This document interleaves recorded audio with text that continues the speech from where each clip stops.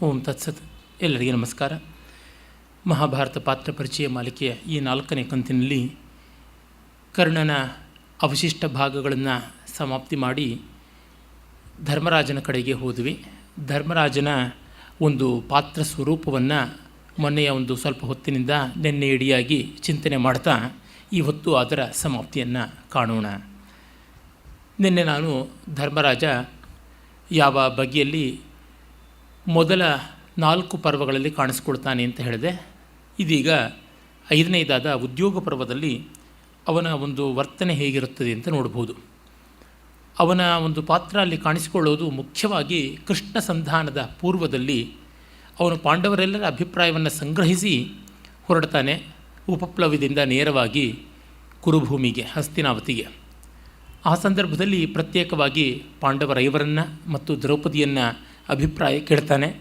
ಇದರ ಎಲ್ಲ ವಿಸ್ತೃತ ವಿವರಗಳನ್ನು ಭಗವಾನ್ ಶ್ರೀಕೃಷ್ಣನ ಪಾತ್ರ ಮೀಮಾಂಸೆಯಲ್ಲಿ ನಾವು ನೋಡೋಣ. ಧರ್ಮರಾಜನ ಭಾಗದಲ್ಲಿ ಮಾತ್ರ ಸಾಕಷ್ಟು ವಿಸ್ತಾರವಾಗಿ ಯುದ್ಧಕ್ಕಿಂತ ಶಾಂತಿ ಮಿಗಿಲು ಅಂತ ಹೇಳ್ತಾನೆ. ಧರ್ಮರಾಜನ ಸ್ವಭಾವ ಗೊತ್ತಿರುವ ನಮಗೆ ಈ ರೀತಿಯಾದ ಮಾತುಗಳು ಏನೂ ದೊಡ್ಡದು ಅಂತ ಅನಿಸೋಲ್ಲ. ಅಂದರೆ ದೊಡ್ಡದು ಅಂತ ಅನಿಸೋಲ್ಲ ಅಂದರೆ ಆಶ್ಚರ್ಯ ಅಂತ ಅನಿಸೋಲ್ಲ. ಇದು ಧರ್ಮರಾಜನ ಸ್ವಭಾವಕ್ಕೆ ಬಂದಂಥದ್ದು ಅಂತಲೇ ಅನಿಸುತ್ತದೆ. ಆದರೆ ಅವನು ಹೇಳುವುದು ನೋಡಿ, ಅಪ್ರಧಾನೇನ ರಾಜ್ಯಸ್ಯ ಶಾಂತಿಂ ಅಸ್ಮಾಸು ಮಾರ್ಗತಿ ಅಂತಂತಾನೆ. ಇದು ಧರ್ಮರಾಜ ದುರ್ಯೋಧನನ ಸ್ವಭಾವವನ್ನು 13 ವರ್ಷ ಆದಮೇಲಾದರೂ ತಿಳ್ಕೊಂಡಿದ್ದ ಅಂತ ಗೊತ್ತಾಗುತ್ತದೆ. ಅಪ್ರಧಾನೇನ ರಾಜ್ಯಸ್ಯ, ರಾಜ್ಯವನ್ನು ಕೊಡದೆಯೇ ಅಸ್ಮಾಸು ಶಾಂತಿಂ ಮಾರ್ಗತಿ, ನಮ್ಮಲ್ಲಿ ಶಾಂತಿಯ ಸಂಧಾನ ಮಾಡಿಕೊಳ್ಳಬೇಕು ಅಂತ ದುರ್ಯೋಧನನ ಇಚ್ಛೆ. ಇದು ಬಹಳ ಅನ್ಯಾಯ ಇದ್ದಲ್ಲ, ನಿಮಗೆ ಗೊತ್ತಿರುವಂಥದ್ದು. ಅಂದರೆ ಯಾವ ರೀತಿಯಿಂದಲೂ ಬಿಟ್ಟುಕೊಡಬಾರ್ದು, ನಂಟು ಗಂಟು ಎರಡೂ ಉಳಿಯಬೇಕು. ಈ ರೀತಿಯಲ್ಲಿ ಸಂಜಯ ರಾಯಭಾರ ಅದೇ ತಾತ್ಪರ್ಯವನ್ನು ಒಳಗೊಂಡದ್ದು. ಧೃತರಾಷ್ಟ್ರ ಅದನ್ನು ಮಾಡಿಸಿದ್ದನ್ನು ಹಿಂದೆಯೇ ಹೇಳಿದ್ದೆ. ನನ್ನ ಮಕ್ಕಳು ಕೆಟ್ಟವರು, ನೀವು ಒಳ್ಳೆಯವರು, ನೀವು ನನ್ನ ಮಾತು ಕೇಳ್ತೀರಿ, ಹಾಗಾಗಿ ಕಾಡಿಗೆ ಹೋಗಿ. ನಿಮಗೆ ಕಾಡು ಅಭ್ಯಾಸ ಆಗಿದೆ, ಇವರಿಗೆ ಊರ ಅಭ್ಯಾಸ ಆಗಿದೆ. ಯಾರ್ಯಾರು ಎಲ್ಲೆಲ್ಲಿರಬೇಕೋ ಅಲ್ಲಲ್ಲಿದ್ದರೆ ಕ್ಷೇಮ, ಜ್ಞಾತಿವಧೆ ಪಾತಕ, ಇದು ಅವನ ತಾತ್ಪರ್ಯ. ಅದನ್ನು ಕಂಡು ಧರ್ಮರಾಜನಿಗೂ ಕೂಡ ಜುಗುಪ್ಸೆ ಆಗಿದೆ. ಆಮೇಲೆ ಕೃಷ್ಣನಿಗೆ ನೀನು ಕೊನೆಯದಾಗಿ 3ನೆಯ ಪ್ರಯತ್ನವಾಗಿ ಮಾಡ್ತಾ ಇದೆಯಾ. ಮೊದಲನೆಯದಾಗಿ ದೃಪದನ ಪುರೋಹಿತ ಪಾಂಡವರ ಕಡೆಯಿಂದ ಸಂಧಾನಕ್ಕೆ ಹೋಗಿದ್ದ, ಅತ್ತ ಕಡೆಯಿಂದ ಸಂಜಯ ಬಂದಿದ್ದ. ಸಂಜಯನದು ರಾಯಭಾರವೇ ಅಲ್ಲ, ಅದೊಂದು ಸಂಜಯ ಪಾಪ ದುರ್ಯೋಧನ ಧೃತರಾಷ್ಟ್ರಾದಿಗಳ ನೀಚ ವರ್ತನೆಯನ್ನು ಹೇಗೋ ಸಹಿಸಿಕೊಂಡು ಬಂದು ಸೇವಾವೃತ್ತಿಯ ಕಾರಣ ಹೇಳುವುದಾಯಿತಷ್ಟೇ. ಅದಕ್ಕೆ ಸಂಧಾನದ ಘನತೆಯೇ ಇಲ್ಲ. ಸಂಜಯ ದೌತ್ಯ ಅಂತನ್ನಬೇಕು. ಆಮೇಲೆ ಧರ್ಮರಾಜ ತಾನು ಕಡೆಯದಾಗಿ ಕೃಷ್ಣನ ಮೂಲಕವಾಗಿ ಕಳಿಸುವ ಸಂದೇಶದಲ್ಲಿ ಹೇಳ್ತಾನೆ, ನಮಗೆ 5 ಊರುಗಳನ್ನು ಕೊಟ್ಟರೆ ಸಾಕು.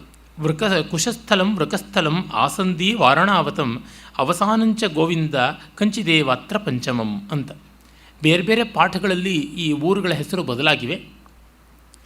ಕೆಲವು ಕಡೆ ಇಂದ್ರಪ್ರಸ್ಥ ಅಂತಲೂ ಬರುತ್ತದೆ. ಇಲ್ಲಿ ಮೂಲದ ಪಾಠವನ್ನು ನಾನು ಇಲ್ಲಿ ಇಟ್ಕೊಂಡಿರ್ತಕ್ಕಂಥದ್ದು ಭಂಡಾರ್ಕರ್ಸ್ ಅವರ ಪರಿಷ್ಕೃತ ಆವೃತ್ತಿ, ಕ್ರಿಟಿಕಲ್ ಎಡಿಷನ್ನು. ಕುಶಸ್ಥಲಂ ವೃಕಸ್ಥಲಂ ಮತ್ತು ಆಸಂದಿ ಅಂತ ವಾರಣಾವತ, ಈ 4 ಆದಮೇಲೆ ಅವಸಾನ ಉಳಿದದ್ದು ಯಾವುದೋ ಒಂದು, ಕಂಚಿದೇವ ಅನ್ಯತ್ರ, ಅತ್ರ ಪಂಚಮಂ 5ನೇದನ್ನು ಕೊಡುವುದು. ಈ 5 ಊರುಗಳನ್ನು ಕೊಟ್ಟರೆ ಸಾಕು ಅಂತ. ಈ ಬಗೆಗೆ ನಮ್ಮ ಯಕ್ಷಗಾನದವರಿಗೆ ಅದು ಹೇಗೋ ಒಂದು ಜಾಣ್ಮೆ ದಕ್ಕಿ ಬಿಟ್ಟಿದೆ.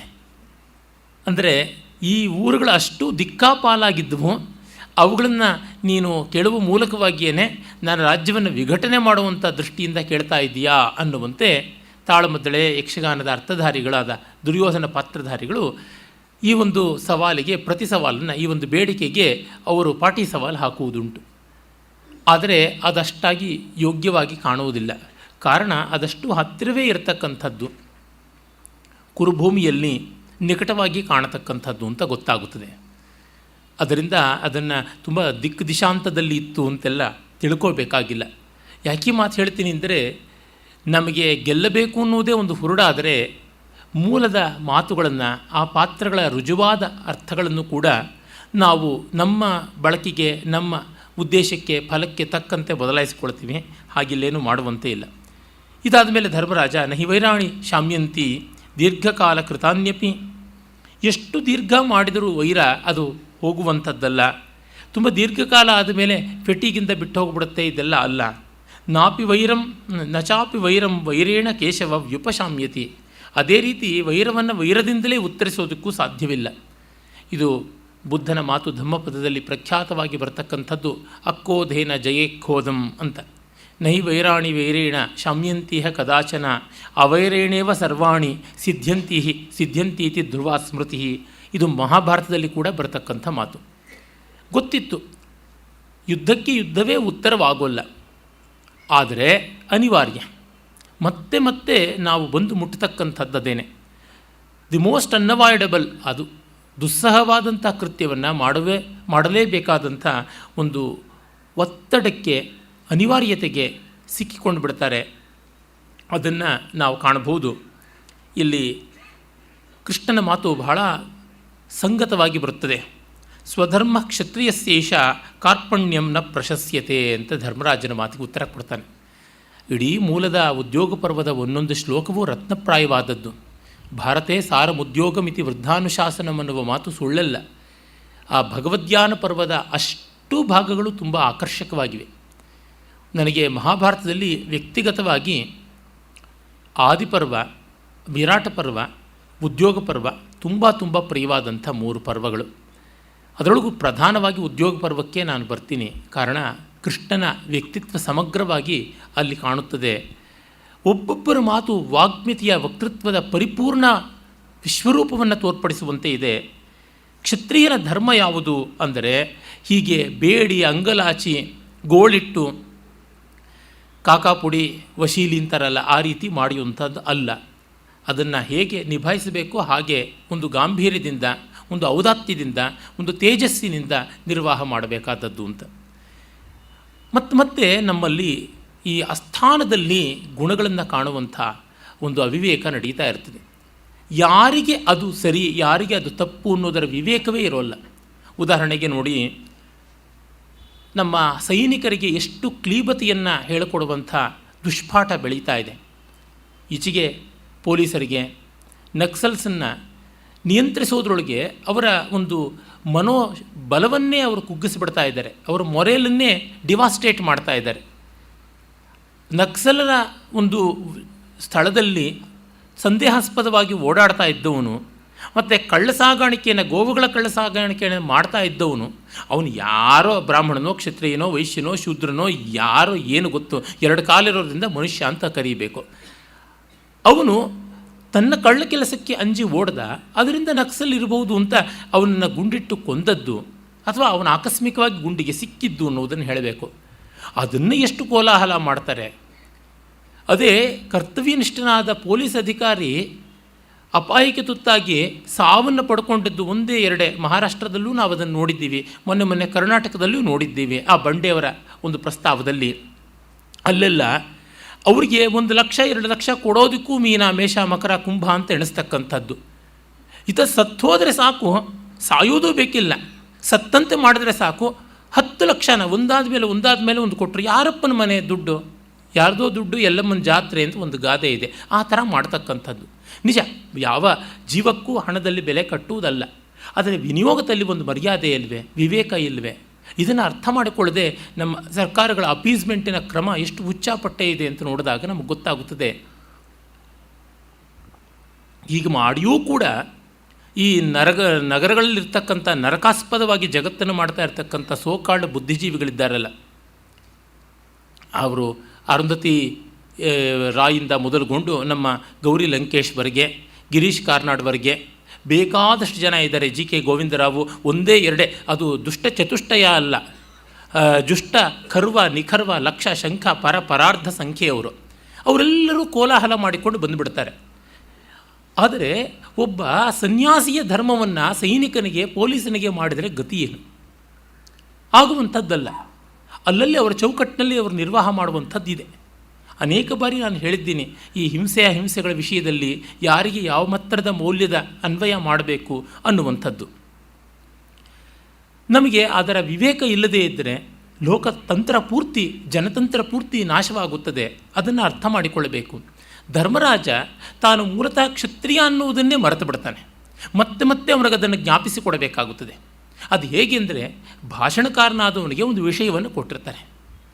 ಎಷ್ಟಾದರೂ ಆ ವಿಷಯದ ಆಚೆ ಈಚೆ ಬಂದರೂ ಕೂಡ ಅದು ಅನ್ಯಸ್ವರ ಆಗಬಾರ್ದು, ಆದರೂ ಪರವಾಗಿಲ್ಲ ಅಪಸ್ವರ ಆಗಬಾರ್ದು. ಅದು ವಿವಾದಿ ಸ್ವರ ಆಗ್ಬೋದು ಹೆಚ್ಚಂದರೆ, ಮತ್ತೆ ಅಲ್ಲಿಗೆ ವಾಪಸ್ ಬರಬೇಕು. ಉಪಕಥೆಗಳು ಕಥೆಯನ್ನೇ ನುಂಗಿ ನೊಣೆಯೋ ಥರ ಆದರೆ ಅದು ಅಪಾಯ ಕಥೆಗಳಾಗುತ್ತವೆ, ಮನೆಗಿಂತ ಮೆಟ್ಲು ದೊಡ್ಡದು ಅನ್ನುವಂತೆ.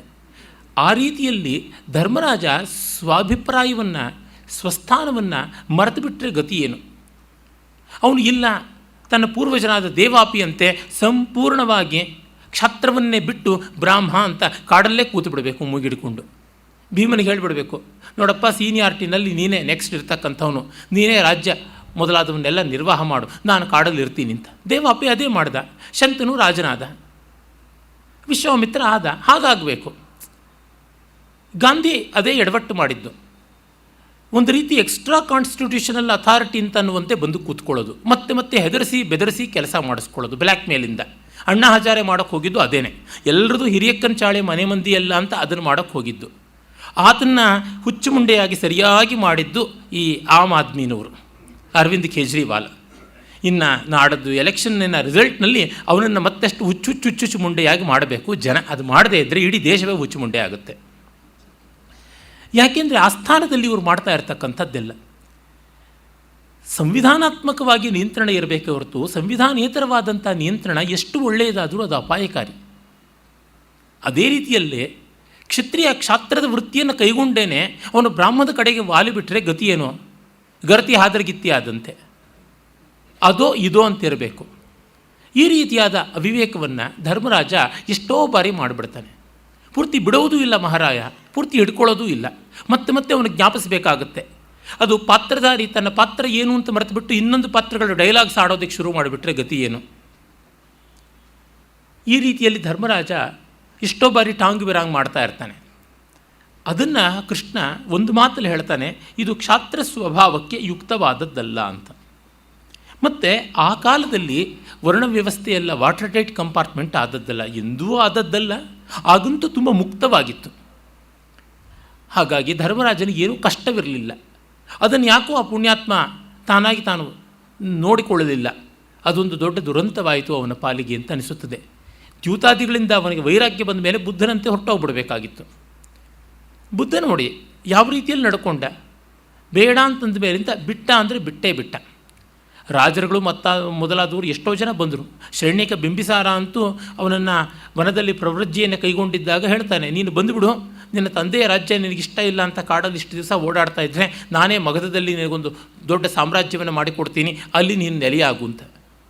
ಒಂದು ಮನೆ ಬಿಟ್ಟಿದ್ದು ಮತ್ತೊಂದು ಮನೆ ಕಟ್ಕೊಳ್ಬೇಕು ಅಂತಲ್ಲ, ಅನಗಾರಿಕ ಆಗೋದಕ್ಕೆ ಹೊರಟಿದ್ದೀನಿ ಅಂತ.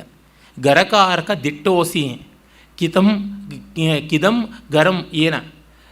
ಮನೆ ಕಟ್ಟೋವನೇ ಅಂದರೆ ಅವಿದ್ಯಾ ಕಾಮ ಕರ್ಮಗಳೇ. ನೀವು ಮನೆಗಳನ್ನು ಕಟ್ತೀರಾ, ಪ್ರತ್ಯೇಕ ಮಾಡ್ತೀರಾ. ನಾನು ನೋಡಿದ್ದೀನಿ, ಗೃಹಕಾರಕ ದೃಷ್ಟೋಸಿ, ನಿನ್ನನ್ನು ನೋಡಿದ್ದೀನಿ ಮನೆ ಕಟ್ಟುವ ಕಾಂಟ್ರಾಕ್ಟರು. ಮೋಹದ ಮನೆಯನ್ನು ಕಟ್ಟಬೇಡ, ನಾನು ಆಚೆಗೆ ಬಂದೆ. ನಾನು ಅನಗಾರಿಕ, ಅಗಾರ ಅಂದರೆ ಮನೆ, ನ ಅಗಾರ ಯಸ್ಯ ಸಹ ಅನಗಾರಿಕ. ಮನೆ ಇಲ್ಲದವನಾಗ್ತೀನಿ, ಮನವಿಲ್ಲದವನಾಗ್ತೀನಿ. ಮನೆಯವ ಮನುಷ್ಯಾಣಾಂ ಕಾರಣಂ ಬಂಧಮೋಕ್ಷಯೋ ಅಂತಾರಲ್ಲ, ಆ ರೀತಿಯಾಗಿ ದ್ವಂದ್ವಗಳನ್ನು ಮೀರಿದವನಾಗ್ತೀನಿ ಅಂತ ಹೋದ, ನೆಲೆಯನ್ನು ಪಡೆದ. ಇದು ಬಹಳ ಮುಖ್ಯವಾಗಿ ಬೇಕಾದದ್ದು. ಹೀಗೆ ಪ್ರವೃತ್ತಿ ನಿವೃತ್ತಿಗಳನ್ನು ವಿವೇಕವಿಲ್ಲದೆ ಬೆಸೆದುಕೊಂಡು ಹೋಗ್ತಕ್ಕಂಥದ್ದು ನಮ್ಮಲ್ಲಿ ಬಹಳ ಆಕರ್ಷಕವಾಗಿ ರೋಚಕವಾಗಿ ಕಂಡುಬಿಡ್ತದೆ. ಕಾರಣ ಏನೆಂದರೆ ದೊಡ್ಡ ದೊಡ್ಡ ಮೌಲ್ಯಗಳನ್ನು ಹೇಳ್ತಾ ಇರಬಹುದಲ್ಲ, ಮತ್ತು ವಾಸ್ತವ ಪ್ರಪಂಚದಲ್ಲಿದ್ದುಕೊಂಡು ತಮ್ಮ ತಮ್ಮ ಚೌಕಟ್ಟಿನಲ್ಲಿ ಧರ್ಮವನ್ನು ನಿರ್ವಾಹ ಮಾಡುವವರು ಸಹಜವಾಗಿಯೇ ಪರಿಪೂರ್ಣ ರೀತಿಯಲ್ಲಿ ಅಹಿಂಸಾ ಸತ್ಯ ಅಸ್ಥೇಯಾದಿಗಳನ್ನು ಆಚರಿಸೋಕ್ಕಾಗೋಲ್ವಲ್ಲ. ಅವ್ರ ಮೇಲೆ ಮಾರಲ್ ಸುಪ್ರಮಿಸಿಯಿಂದಾಗಿ ಮೊದಲೇ ಮಾಡ್ಬೋದಲ್ವ, I am better than you ಅಂತ ಮೀಸೆ ತಿರುಗಬಹುದಲ್ವ, ಅವ್ರನ್ನ ಕಡೆಗಣ್ಣಿಂದ ಉಪೇಕ್ಷೆ ಮಾಡಬಹುದಲ್ವ. ಆ ಎಲ್ಲ ಸವಲತ್ತುಗಳು ಎಲ್ಲಿಂದ ಬರುತ್ತವೆ? ಅದಕ್ಕಾಗಿ ಮಾಡೋದು.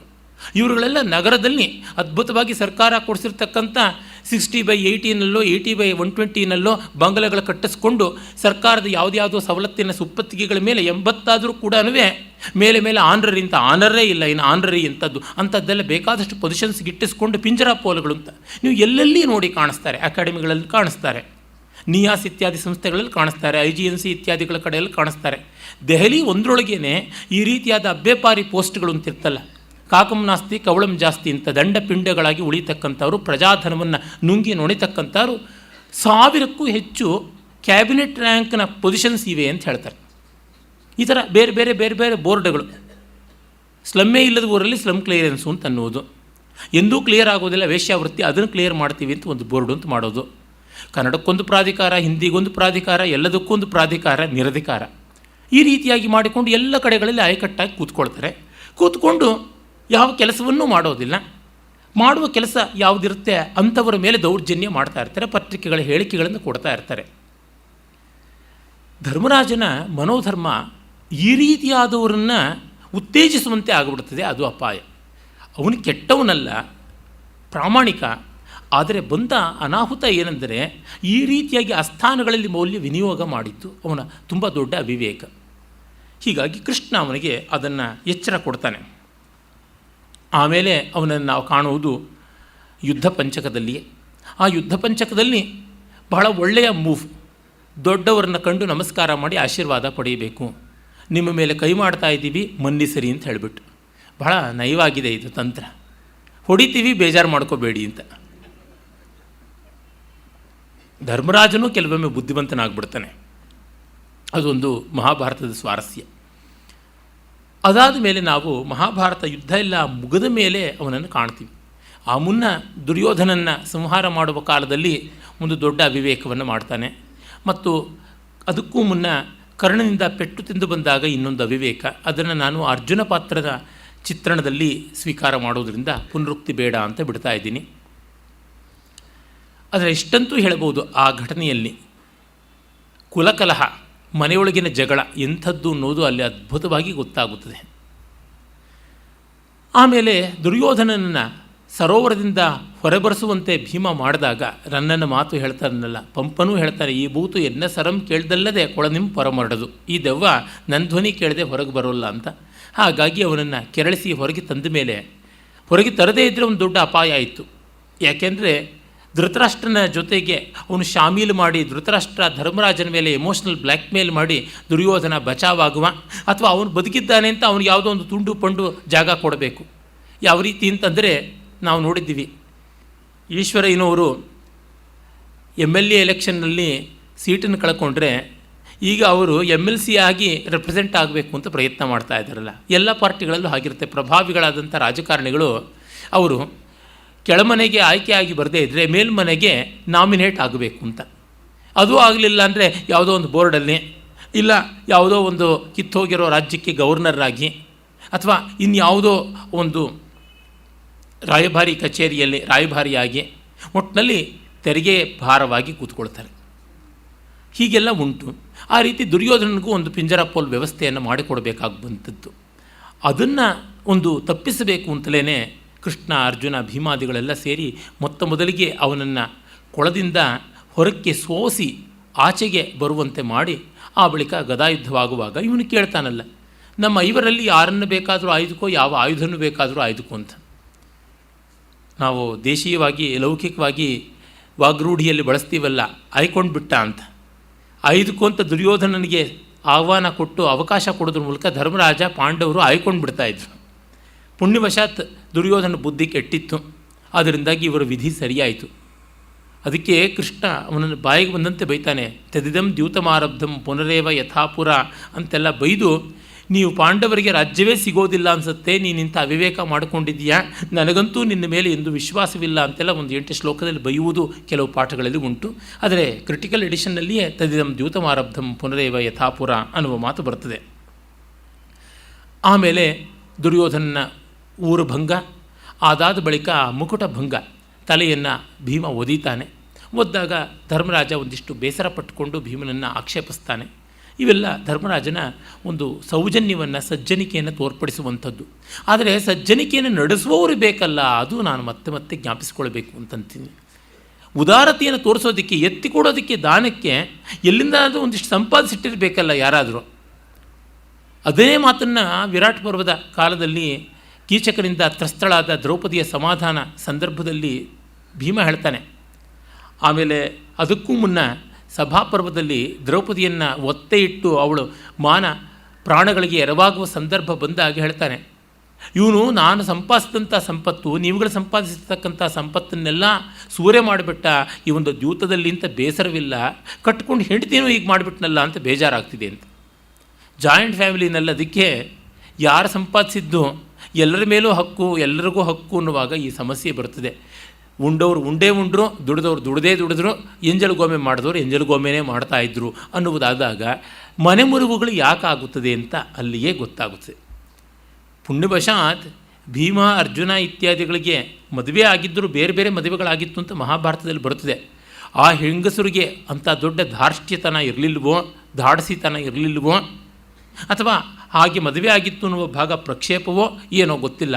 ಒಟ್ಟಿನಲ್ಲಿ ಅವರುಗಳೇನಾದರೂ ಬಲಿಷ್ಠರಾಗಿದ್ದರೆ ಪಂಚಪಾಂಡವರನ್ನು ಹಂಚಿಕೊಂಡು ಬಿಡ್ತಾಯಿದ್ರು. 5 ಬೇರೆ ಬೇರೆ ಊರು ಮಾಡಿ ಧರ್ಮರಾಜನ ಕೈಗೆ ಒಂದು ಚಿಪ್ ಕೊಟ್ಟು 5 ಊರುಗಳಲ್ಲಿ ಭಿಕ್ಷೆ ಬೇಡ್ತಾ ಇರು ಅಂತ ಮಾಡಿರ್ತಾಯಿದ್ರು ಅನಿಸುತ್ತೆ.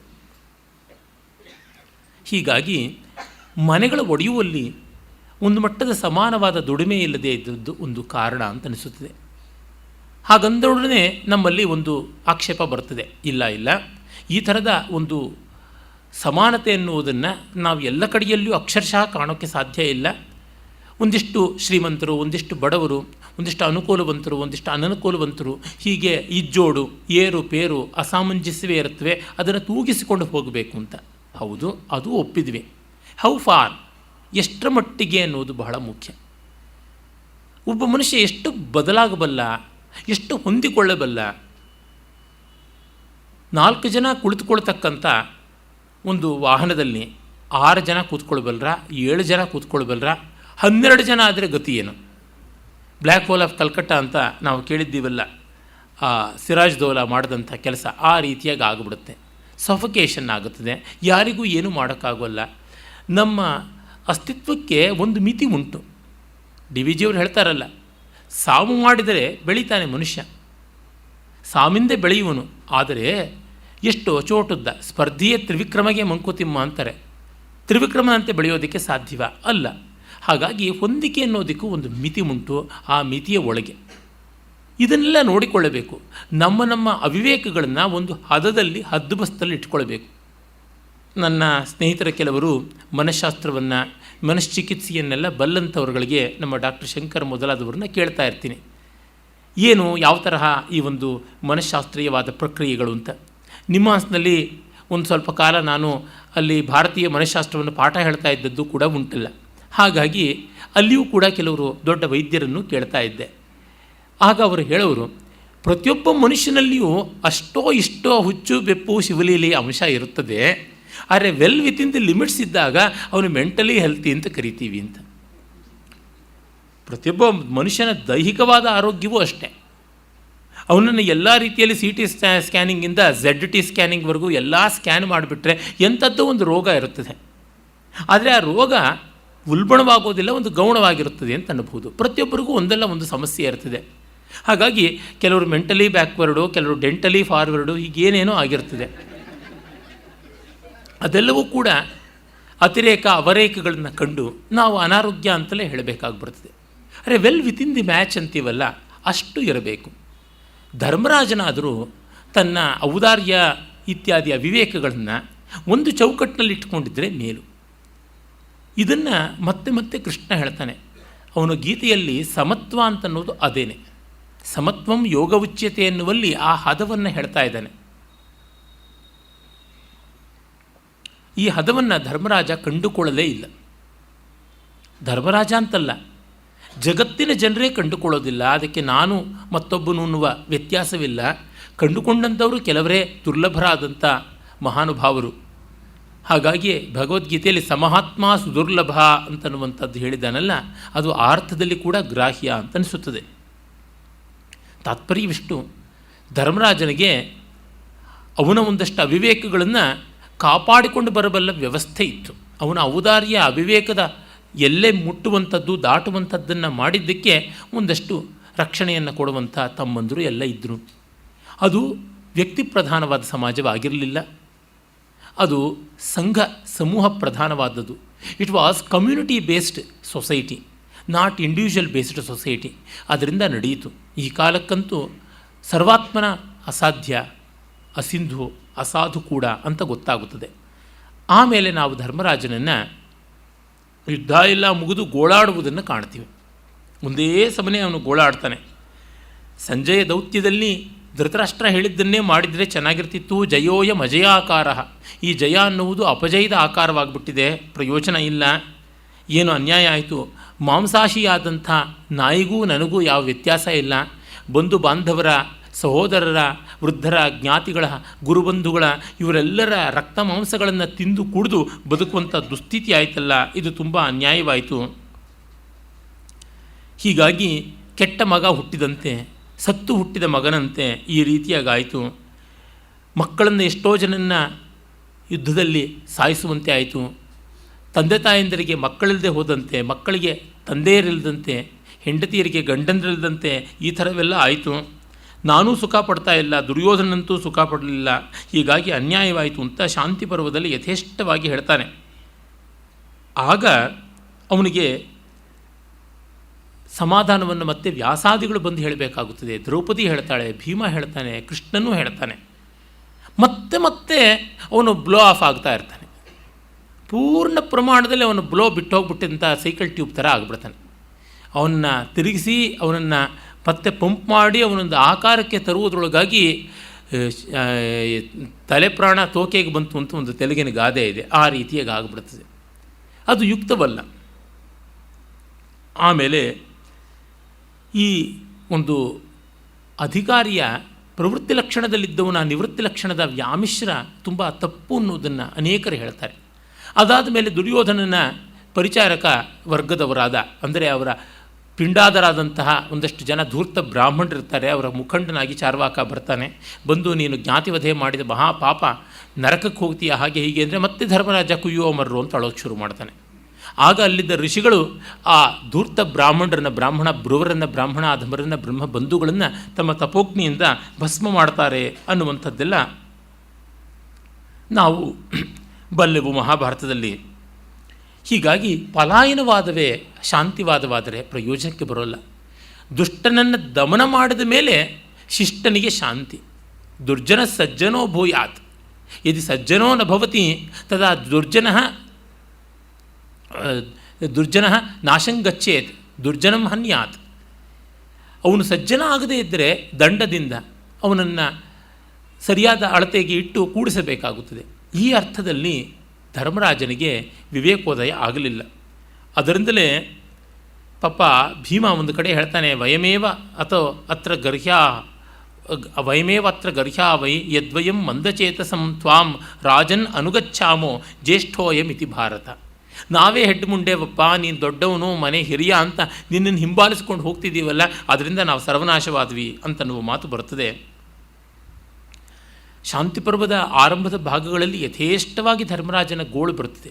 ಕೇಳಿದ್ದೇ ಕೇಳ್ತಾ ಇರ್ತಾನೆ, ಹಾಡಿದ್ದೇ ಹಾಡ್ತಾ ಇರ್ತಾನೆ. ಹೇಳಿ ಹೇಳಿ ಹೇಳಿ ಸಾಕಾಗ್ಬಿಡ್ಬೇಕಷ್ಟೇ. ಅವನಿಗೆ ಸಮಾಧಾನವೇ ಬರೋದಿಲ್ಲ. ಒಂದು ರೀತಿ ಹ್ಯಾಮ್ಲೆಟ್ ಟೆಂಡೆನ್ಸಿ, ಅನಿಶ್ಚಯ ಬುದ್ಧಿ. ಎಷ್ಟು ಬಾರಿ ಹೇಳಿದ್ರೂ ಕೂಡ ಅವನಿಗೆ ಬುದ್ಧಿಗೆ ಅದು ಮುಟ್ಟುವುದೇ ಇಲ್ಲ. ಆ ಮಟ್ಟಕ್ಕೆ ಆತ್ಮಗ್ಲಾನಿಯನ್ನು ಉಂಟು ಮಾಡ್ಕೊಂಡು ಬಿಡ್ತಾನೆ. ಹೇಳ್ತಾನೆ, ನಿರ್ವೈರದಿಂದ ನಿಸ್ಪೃಹವಾಗಿ ಬಾಳುವುದು ಅಂತಂದರೆ ಮರ ಗಿಡಗಳೇ ತಪಸ್ವಿಗಳಾಗ್ಬಿಡುತ್ತವೆ. ನೀರಿನಲ್ಲಿ ಒಂಟಿಕಾಲ ತಪಸ್ಸು ಮಾಡೋದು ಅಂತಂದರೆ ಕೊಕ್ಕರೆಗಿಂತ ದೊಡ್ಡ ತಪಸ್ವಿ ಯಾವುದೂ ಇಲ್ಲ.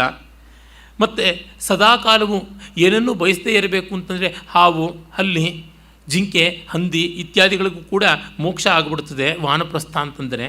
ಈ ರೀತಿಯಾಗಿ ಆಗೋದರಿಂದ ನೀನು ಕಾಡಿಗೆ ಹೋಗೋದು ಎಲ್ಲ ಮಾಡಬೇಡ. ಅದಲ್ಲದೆ ಮತ್ತು ಹಿಂದೊಮ್ಮೆ ಹೇಳಿದ್ದ ಧರ್ಮರಾಜ, ಇನ್ನು 13 ವರ್ಷ ಆದಮೇಲೆ ನಮಗೆ ರಾಜ್ಯ ಸಿಗುತ್ತದೆ, ಯುದ್ಧ ಮಾಡಿ ನಾವು ಗೆದ್ದುಕೊಳ್ತೀವಿ, ಆಮೇಲೆ ಎಲ್ಲರೂ ಸುಖವಾಗಿರೋಣ ಅಂತ. ಅಷ್ಟೆಲ್ಲ ಆಸೆ ತೋರಿಸಿದ್ದೀಯಾ, ಈಗ ಹೇಗೆ ಅಂತ. ತಾನೇ ಮಕ್ಕಳನ್ನು ಕಳ್ಕೊಂಡಿದ್ದಾಳೆ ದ್ರೌಪದಿ. ತಂದೆಯನ್ನು, ಅಣ್ಣಂದ್ರನ್ನು, ತಮ್ಮಂದ್ರನ್ನೆಲ್ಲ ಕಳ್ಕೊಂಡಿದ್ದಾಳೆ.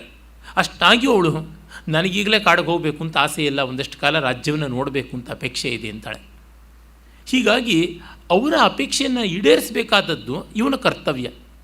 ಮತ್ತೆ ಮತ್ತೆ ಈ ಮಾರಲಿಸಮ್ ಇದೆಯಲ್ಲ, ಶುಷ್ಕವಾದ ಮಾರಲಿಸಮ್, ಪ್ರಯೋಜನಕ್ಕೆ ಬಾರದ್ದು. ಅದನ್ನು ಧರ್ಮರಾಜ ಅವಲಂಬಿಸುವಂಥದ್ದು ನಾವು ಕಾಣುವ ಅವನ ಕೇಡುಗಳಲ್ಲಿ ಒಂದು. ಗೊತ್ತಾಯಿತು, ನಿಶ್ಚಯ ಆದಮೇಲೆ ದ್ವಂದ್ವ ಇರಬಾರ್ದು. ಅದಕ್ಕೆ ಹೇಳ್ತಾರೆ, ವಾದವನ್ನು ಎಲ್ಲಿವರೆಗೂ ಮಾಡಬೇಕು ಅಂದರೆ ತತ್ವನಿಶ್ಚಯದವರೆಗೆ. ತತ್ವನಿಶ್ಚಯವಾದ ಮೇಲೆ ವಾದವನ್ನು ನಿಲ್ಲಿಸಿ ಮುಂದಿನ ಹೆಜ್ಜೆಗೆ ಹೋಗಬೇಕು. ಅಂದರೆ ಶ್ರವಣವಾಯಿತು, ಮನನವಾಯಿತು, ಇನ್ನು ನಿಧಿಧ್ಯಾಸನ. ವಾದ ಅಂತಂದರೆ ಚರ್ಚೆಗಳ ಮೂಲಕವಾಗಿ ಪರಮಾರ್ಥವನ್ನು ದೃಢೀಕರಣ ಮಾಡಿಕೊಳ್ಳುವುದು. ಅದಾದ ಮೇಲೆ ದೃಢೀಕೃತಾರ್ಥವನ್ನು ಮನಸ್ಸಿನಲ್ಲಿ ಮತ್ತೆ ಮತ್ತೆ ತಂದುಕೊಳ್ಳುವ ಪ್ರಯತ್ನ. ಅರ್ಜುನ ಹೇಳಿದ ಕರಿಷ್ಯೇ ವಚನಂ ತವ ಅಂತ. ಆಮೇಲೆ ಅಷ್ಟಿಷ್ಟು ಅಲ್ಲಾಡಿದ್ರು ನೆಟ್ಟಿಗೆ ನಿಂತ. ಇದು ನಮಗೆ ಬೇಕಾಗಿರುವಂಥದ್ದು. ಅದು ಹೇಗಾಯಿತು ಅಂದರೆ, ಶ್ರುತಿ ಸರಿಯಾಗಿಲ್ಲ ಅಂತ ಕಚೇರಿನಲ್ಲಿ ಕೂತ್ಕೊಂಡು ಶ್ರುತಿ ಮಾಡ್ತಾನೆ ಇದ್ದರೆ ಕಚೇರಿ ಯಾವಾಗ ಆಗೋದು? ಪಾತ್ರೆ ತೊಳಿತಲೇ ಇರತಕ್ಕಂಥದ್ದು, ಮನೆ ಕಸ ಗುಡಿಸ್ತಲೇ ಇರತಕ್ಕಂಥದ್ದು, ಮನೆಯೊಳಗೆ ಯಾರೂ ಬರೋಣವಿಲ್ಲ, ಪಾತ್ರೆಯಲ್ಲಿ ಯಾರು ಅಡುಗೆ ಬೇಯಿಸೋಣಿಲ್ಲ. ಈ ಥರ ಆದರೆ ಏನು ಪ್ರಯೋಜನ? ಕೆಲವ್ರದ್ದು ಇದೊಂದು ಮೇನಿಯ, ಇದೊಂದು ರೀತಿಯಾಗಿ ನೀರಿನಲ್ಲಿ ಮತ್ತೆ ಕೈಕಾಲು ತೊಳ್ಕೊಳ್ತಾನೇ ಇರ್ತಾರೆ. ಅದೊಂದು ರೀತಿಯಾದ ಅಬ್ಸೆಷನ್ ಫಾರ್ ಕ್ಲೆನ್ಲಿನೆಸ್ ಅಂತ. ಅದನ್ನು ಮನಃಶಾಸ್ತ್ರಜ್ಞರು ಒಂದು ರೋಗವಾಗಿಯೇ ಹೇಳಿಬಿಟ್ಟಿದ್ದಾರೆ. ಇಂಥ ರೋಗಗಳಲ್ಲಿಗೆ ಪಟ್ಟಿ ಮಾಡಬೇಕಾಗುತ್ತದೆ ಧರ್ಮರಾಜನ ಈ ಒಂದು ಶಾಂತಿಯ ಅಬ್ಸೆಷನ್ ಅಂತ ಅನಿಸಿಬಿಡ್ತದೆ. ಅದು ಮತ್ತೆ ತನ್ನ ಜನರಿಗೆ ಅಶಾಂತಿಯನ್ನು ಕೊಡ್ತಾ ಮಾಡುವಾಗ ಎಂದೂ ಯಾರೂ ಕ್ಷಮಿಸುವಂಥದ್ದಾಗೋದಿಲ್ಲ. ಈ ಹೊತ್ತಿನ ನಮ್ಮ ದೇಶದ ಮತೀಯ ಸಾಮರಸ್ಯ ಇರಬಹುದು, ಮತ್ತೊಂದಿರಬಹುದು, ಇವೆಲ್ಲವೂ ಈ ಒಂದು ಅವಿವೇಕದಿಂದಲೇ ಪ್ರೇರಿತವಾಗಿದೆ ಅನ್ನುವಂಥದ್ದನ್ನು ನಾವು ಕಾಣ್ತೀವಿ. ಆಮೇಲೆ ನಾವು ಧರ್ಮರಾಜನನ್ನು ವೇದವ್ಯಾಸರ ಮಾತಿನಂತೆ ಅವನು ಎಲ್ಲರಿಗೂ ಶ್ರಾದ್ದಾದಿಗಳನ್ನು ಮಾಡುವ ಕಾಲದಲ್ಲಿ ಕಾಣ್ತೀವಿ.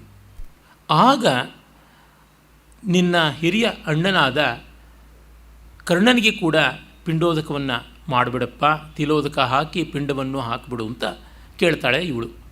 ನಮ್ಮ ಕುಂತಿದೇವಿ ನಾನು ಕನ್ಯೆಯಾಗಿದ್ದಾಗ ಕಾನೀನಾಗಿ ಅವನು ಹುಟ್ಟಿದ್ದ, ಲೋಕಭೀತಿಯಿಂದ ಹೇಳಲಿಲ್ಲ ಅಂತ. ಮತ್ತೆ ಶುರುವಾಗುತ್ತೆ ಧರ್ಮರಾಜನ ಗೋಳು. ಅಂಥವನನ್ನು ಕೊಲ್ಲೋ ಥರ ಆಯ್ತಲ್ಲ, ಇನ್ನೇನು ನಾವೆಲ್ಲ ಅವನ ಸೇವಕರಾಗಿರ್ತಾ ಇದ್ವಿ ಅಂತ ಮತ್ತೆ ಗೋಳಾಡ್ತಾನೆ. ಮುಗೀತು ಅನ್ನೋಕ್ಕಿಲ್ಲ ಮತ್ತೆ ಶುರು ಮಾಡ್ತಾನೆ. ಎಳೆ ಮಕ್ಕಳು ರಚ್ಚೆ ಹಿಡಿತ್ವಲ್ಲ, ಹಬ್ಬ ಮುಗೀತು ಅನ್ನೋದ್ರೊಳಗೆ ಮತ್ತೆ ಆರಂಭವಾಗೋದು. ಮನೆಯಲ್ಲಿ ಯಾವುದಾದ್ರು ಎಲೆಕ್ಟ್ರಿಕ್ ಗ್ಯಾಜೆಟ್ಸು, ಯಾವುದೋ ಮೆಕ್ಯಾನಿಕಲ್ ಗ್ಯಾಜೆಟ್ಸು ಸ್ವಲ್ಪ ಲೂಸ್ ಫಿಟ್ಟಿಂಗ್ ಇರ್ತವೆ, ಅವನು ಹೇಗೋ ಒಂದು ಬ್ಯಾಲೆನ್ಸಲ್ಲಿ ನಿಲ್ಲಿಸಿರ್ತೀವಿ, ಇನ್ನು ಸ್ವಿಚ್ ಆನ್ ಮಾಡೋದ್ರೊಳಗೆ ಅದು ಮತ್ತೆ ಸಡ್ಲ ಆಗಿಬಿಡುತ್ತೆ. ಆ ಥರ Dharmaraja, when you want to set him on will be set off. ಈ ಥರ ಆಗುತ್ತೆ. ಆಮೇಲೆ ಅವನನ್ನು ಸಮಾಧಾನ ಮಾಡಿ ಕೃಷ್ಣ ಎಚ್ಚರಿಸ್ತಾನೆ. ಆದರೂ ಧರ್ಮರಾಜನಿಗೆ ಕೆರಳು ಬಿಡುತ್ತದೆ. ನೋಡಿ, ತಾಯಿಗೆ ಶಾಪ ಕೊಡ್ತಾನೆ, ಹೆಂಗಸರ ಬಾಯಿನಲ್ಲಿ ಯಾವುದೂ ಗುಟ್ಟು ನಿಲ್ಲದೇ ಇರಲಿ ಅಂತ. ಕೆಲವು ಆವೃತ್ತಿಗಳಲ್ಲಿ ಇವು ಪ್ರಕ್ಷೇಪ ಅಂತಲೂ ಹೇಳ್ತಾರೆ ವಿದ್ವಾಂಸರು. ಧರ್ಮರಾಜನಿಗೆ ಶಾಪ ಕೊಡುವ ಶಕ್ತಿ ಇತ್ತು ಅಂತ ಅಂದರೆ ಅವನು ದುರ್ಯೋಧನಿಗೆ ಕೊಡಬಹುದಾಗಿತ್ತು, ಶಕುನಿಗೆ ಕೊಡಬಹುದಾಗಿತ್ತು, ತಾಯಿಗೆ ಕೊಡಬೇಕಾಗಿದ್ದು. ಇದು ನೋಡಿ, ಕಡೆಗೆ ದುರ್ಜನಸ್ಯ ವಿಶೇಷತ್ವಂ ಪರೋಪದ್ರವ ಕಾರಣಂ ವ್ಯಾಘ್ರಸ್ಯ ಚೋಪವಾಸೇನ ಪಾರಣಂ ಪಶುಮಾರಣಂ ಅಂತ. ಕೆಟ್ಟವನಿಗೆ ಏನಾದರೂ ವಿಶೇಷ ಮಡಿ ಆಚಾರ ಇತ್ಯಾದಿ ಬಂದುಬಿಟ್ರೆ ಅದು ಲೋಕ ಕಂಟಕವೇ ಆಗುತ್ತೆ. ಹುಲಿ ಏಕಾದಶಿ ಮಾಡಿದ್ರೆ ದ್ವಾದಶಿ ದಿವಸ ಒಳ್ಳೆ ಸಾಧು ಗೋವೇನೇ ಅದಕ್ಕೆ ಪಾರಣೆ, ಅದೇ ಸಾಯೋದು ಅಂತ.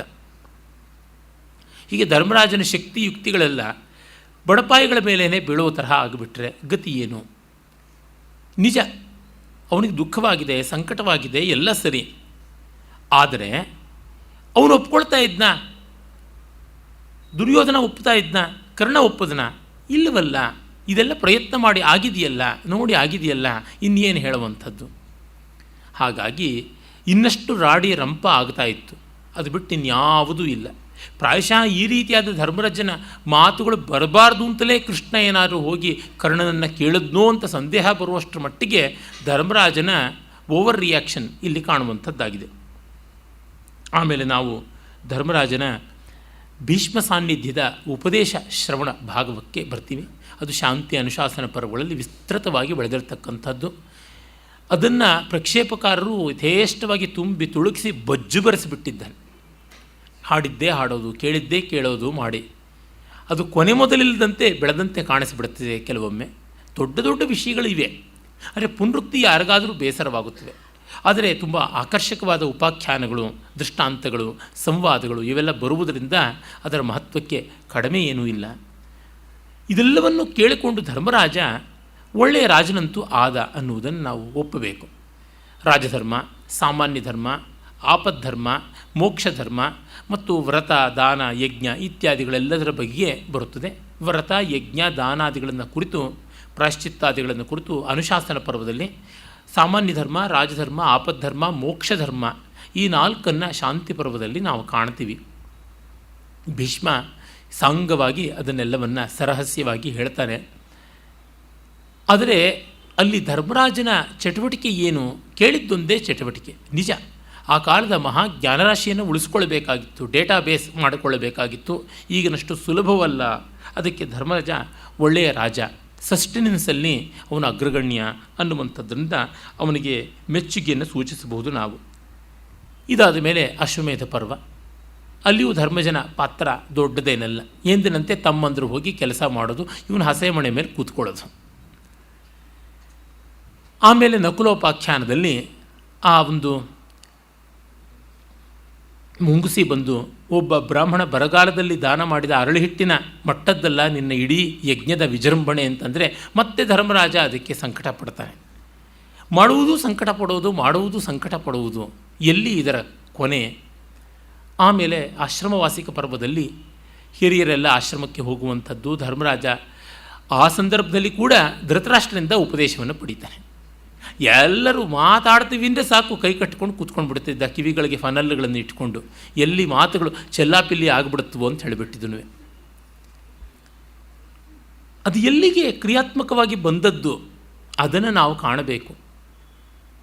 ಸುಮ್ಮನೆ 1000 ಕಡೆಗಳಿಂದ ಸಂಗ್ರಹ ಮಾಡಿಕೊಂಡು ಅದನ್ನು ಎಲ್ಲಿಯೂ ಅನ್ವಯಿಸದೇ ಇದ್ದರೆ ಏನು ಪ್ರಯೋಜನ?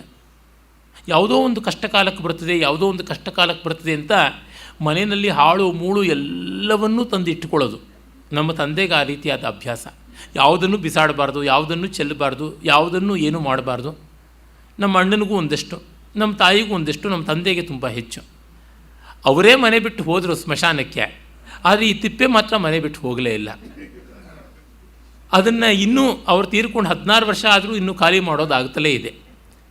ಈ ರೀತಿಯಲ್ಲಿ ವೃಥಾ ಸಂಗ್ರಹದಿಂದ ಏನು ಪ್ರಯೋಜನ? ಅಲ್ಲಿಗಲ್ಲಿಗೆ ವಿನಿಯೋಗ ಮಾಡಬೇಕಲ್ವ? ಹೀಗೆ ಕಂಡಾಗ ಧರ್ಮರಾಜ ಇಷ್ಟೆಲ್ಲ ಉಪದೇಶಗಳು ಬೇಕಿಲ್ಲ. ಬಹುತರ್ಕ ಬಹುವಿದ್ಯೆ ಬಹುನೇಮ ಬೇಕಿಲ್ಲ, ವಹಿಸ ಜೀವನ ಭರವನುತ್ಸುಕತೆಯಿಂದ ಸಹನೆ ಸಮರಸ ಭಾವವಂತಹ ಪರೀಕ್ಷೆಗಳು ವಿಹಿತವಾತ್ಮನ ಸುಖಕ್ಕೆ ಮಂಕುತಿಮ್ಮ ಅಂತಂದ್ರಲ್ಲ. ತುಂಬ ಉಪದೇಶ ಬೇಕಾಗೋಲ್ಲ. ಕೆಲವರು ಯಾವ್ಯಾವುದೋ ಕ್ಷೇತ್ರಗಳಲ್ಲಿ ಪರಿಣತಿಯನ್ನು ಪಡಿಬೇಕು ಅಂತ ಏನೇನೋ ಓದಬೇಕು ಅಂತ ಅಂದ್ಕೋತಾರೆ. ಏನೇನೋ ಕಾಡುಮೇಡಲ್ಲಿ ಓದಿಬಿಟ್ರೆ ಪ್ರಯೋಜನಕ್ಕೆ ಬರೋಲ್ಲ. ಫೋಕಸ್ಡಾಗಿ ಓದಬೇಕಾದದ್ದು ಒಂದಷ್ಟಿದೆ. ವ್ಯವಸಾಯಾತ್ಮಿಕ ಬುದ್ಧಿ ಏಕೇವ ಕುರುನಂದನ ಬಹುಶಾಖ ಹ್ಯನಂತಾಶ್ಚ ಬುದ್ಧಯೋ ವ್ಯವಸಾಯಿನಾಂ ಅಂತ ಗೀತೆಯಲ್ಲಿ ಕೃಷ್ಣ ಅದಕ್ಕೆ ಹೇಳಿದ್ದು. ವ್ಯವಸಾಯಾತ್ಮಕವಾದ ಬುದ್ಧಿ ಅಂತಂದರೆ ಇಂಡಸ್ಟ್ರಿಯಸ್ ಮೈಂಡ್ ಅಂತ ಅನ್ಬೋದು. ಕೃಷಿಶೀಲವಾದ ಬುದ್ಧಿ, ಇಂಡಸ್ಟ್ರಿಯಸ್ ಮೈಂಡ್ ಒಂದು ದಿಕ್ಕಿನಲ್ಲಿ ಹೋಗುತ್ತದೆ. ಕಾಡಾಗಿ ಅಸಂಬದ್ಧವಾಗಿ ಬೆಳೆಯುವಂಥದ್ದಲ್ಲ, ಅದಕ್ಕೊಂದು ಕ್ರಮ ಅನ್ನುವುದಿರುತ್ತದೆ ಅಂತ. ಧರ್ಮರಾಜನಲ್ಲಿ ಅದು ಕಾಣುವುದು ಕಡಿಮೆ. ಆಮೇಲೆ ನಾವು ನೋಡುವುದು ಮೌಸಲ ಪರ್ವದ ಕೃಷ್ಣ ಮರಣ ವಾರ್ತೆಯನ್ನು ಕೇಳಿ ಧರ್ಮರಾಜ ಕುಗ್ಗಿ ಹೋದದ್ದು, ಅರ್ಜುನನನ್ನು ಕಳಿಸಿಕೊಟ್ಟದ್ದು. ಆಮೇಲೆ ವ್ಯಾಸಾದಿಗಳು ಬಂದು ಇನ್ನು ನಿಮ್ಮದು ಮುಗಿಯಿತು ಬದುಕು ಅಂತನ್ನುವ ಒಂದು ಸಂಕೇತಕ್ಕೆ ಬಂದಾಗ ಧರ್ಮರಾಜನು ತಮ್ಮಂದರು ಎಲ್ಲರೂ ಮಹಾಪ್ರಸ್ಥಾನ ಮಾಡ್ತಾರೆ. ಹಾಗೆ ಮಹಾಪ್ರಸ್ಥಾನಕ್ಕೆ ಹೊರಟಾಗ ಧರ್ಮರಾಜ ಬಿದ್ದವರೆಲ್ಲರದು ಏನೇನೂ ಕಾರಣ ಬಿದ್ದದ್ದಕ್ಕೆ ಅಂತ ಭೀಮ ಕೇಳಿದ್ರೆ ಹೇಳ್ತಾ ಬರ್ತಾನೆ. ಭೀಮ ಕೇಳಿದ್ದು ಪಾಪ ಸಹಜವಾದ ಆರ್ತತೆಯಿಂದ. ಇಂಥ ಒಳ್ಳೆಯ ದ್ರೌಪದಿ, ಇಷ್ಟು ಸಾಧ್ವೀಮಣಿ, ಅವಳು ಯಾಕೆ ಸ್ವರ್ಗವನ್ನು ಮುಟ್ಟುವ ಮುನ್ನವೇ ಸತ್ತಳು? ಇಂಥ ಒಳ್ಳೆಯ ಸಜ್ಜನನಾದಂಥವನು, ತುಂಬ ಪ್ರೀತಿ ವಾತ್ಸಲ್ಯಕ್ಕೆ ಪಾತ್ರನಾದ ಕನಿಷ್ಠ ಸಹೋದರ ಸಹದೇವ, ಮಹಾವೀರ ಅರ್ಜುನ, ಸುಕುಮಾರನಾದಂಥ ನಕುಲ, ಇನ್ನು ಸ್ವಯಂ ತಾನೇ ನಾವೆಲ್ಲ ಯಾಕೆ ಬೀಳ್ತಾ ಇದ್ದೀವಿ, ಯಾಕೆ ಅಲ್ಲಿಗೆ ತಲುಪೋಕ್ಕಾಗ್ತಾ ಇಲ್ಲ ಅಂತಂದರೆ ಅವರು ಒಬ್ಬೊಬ್ಬರಿಗೂ ಶರಾಬರದಂತೆ ಹೇಳ್ತಾನೆ ಮಾತುಗಳನ್ನು. ಧರ್ಮರಾಜ ಕೇಳಿದ್ದಕ್ಕೆ ಹೇಳಲೇಬೇಕು, ಸತ್ಯ, ಅದೆಲ್ಲ ಒಪ್ಪಿದ್ವಿ. ಧರ್ಮರಾಜ ಅಶ್ವತ್ಥಾಮ ಹತ ಕುಂಜರಹ ಅಂತ ಹೇಳಿದ್ರಿಂದ 4 ಅಂಗುಲ ಮೇಲೆ ಹೋಗ್ತಾ ಇದ್ದವನ ರಥ ನೆಲದ ಮೇಲೆ ಬಂತು ಅಂತ ಹೇಳ್ತಾರೆ. 4 ಅಂಗುಲ ಮೇಲೆ ಹಾರಿದ್ರೆ ಏನು ಪ್ರಯೋಜನ? 5 ಅಂಗುಲದ ಕಲ್ಲಿದ್ದರೆ ಎಡವು ಬೀಳೋದಿದೆ. ಈ ರೀತಿಯಾದ ನಾವೆಲ್ಟಿ ಮೂಲ ಕೃತಿಯ ಒಂದು ಧ್ವನಿಯನ್ನು ತೋರ್ಪಡಿಸುತ್ತೆ. ಧರ್ಮರಾಜನ ಡಿಗ್ನಿಟಿ ಇಳೀತು ಅಂತ ಅಷ್ಟೇ ಅದರ ತಾತ್ಪರ್ಯ. ಆದರೆ ದ್ಯೂತ ಆಡಿ ಹೆಂಡತಿನ ಒತ್ತೆ ಇಟ್ಟ ಮೇಲೆ ಎಲ್ಲ ಡಿಗ್ನಿಟಿನೂ ಹೋಯ್ತಲ್ಲ, ಇನ್ನೇನಿದೆ? ಅದನ್ನು ಇವನು ಎಂದೂ ಅವಮಾನಕಾರಿ ಅಂತ ಭಾವಿಸಿಲ್ಲ. ಅವನು ಸುಳ್ಳು ಹೇಳೋದು ಬಹಳ ಪಾಪಕಾರಿ ಅಂತ ಭಾವಿಸಿದ್ದಾನೆ. ಒಬ್ಬ ಸಾಧ್ವೀಮಣಿಯ ಅನ್ಯಾಯಕ್ಕೆ ಕಾರಣನಾದಿದ್ದು ತಾನಲ್ವಾ ಅಂತನ್ನುವುದನ್ನು ಒಮ್ಮೆಯೂ ಭಾವಿಸಿಲ್ಲ ಅಂತಂದರೆ ಇದು ಎಂಥ ಡಬಲ್ ಸ್ಟ್ಯಾಂಡರ್ಡ್ಸ್ ಅಂತ ಗೊತ್ತಾಗುತ್ತದೆ. ನಮ್ಮಲ್ಲಿ ಇಂಥದ್ದು ತುಂಬ ನಡೀತಾ ಇರ್ತದೆ.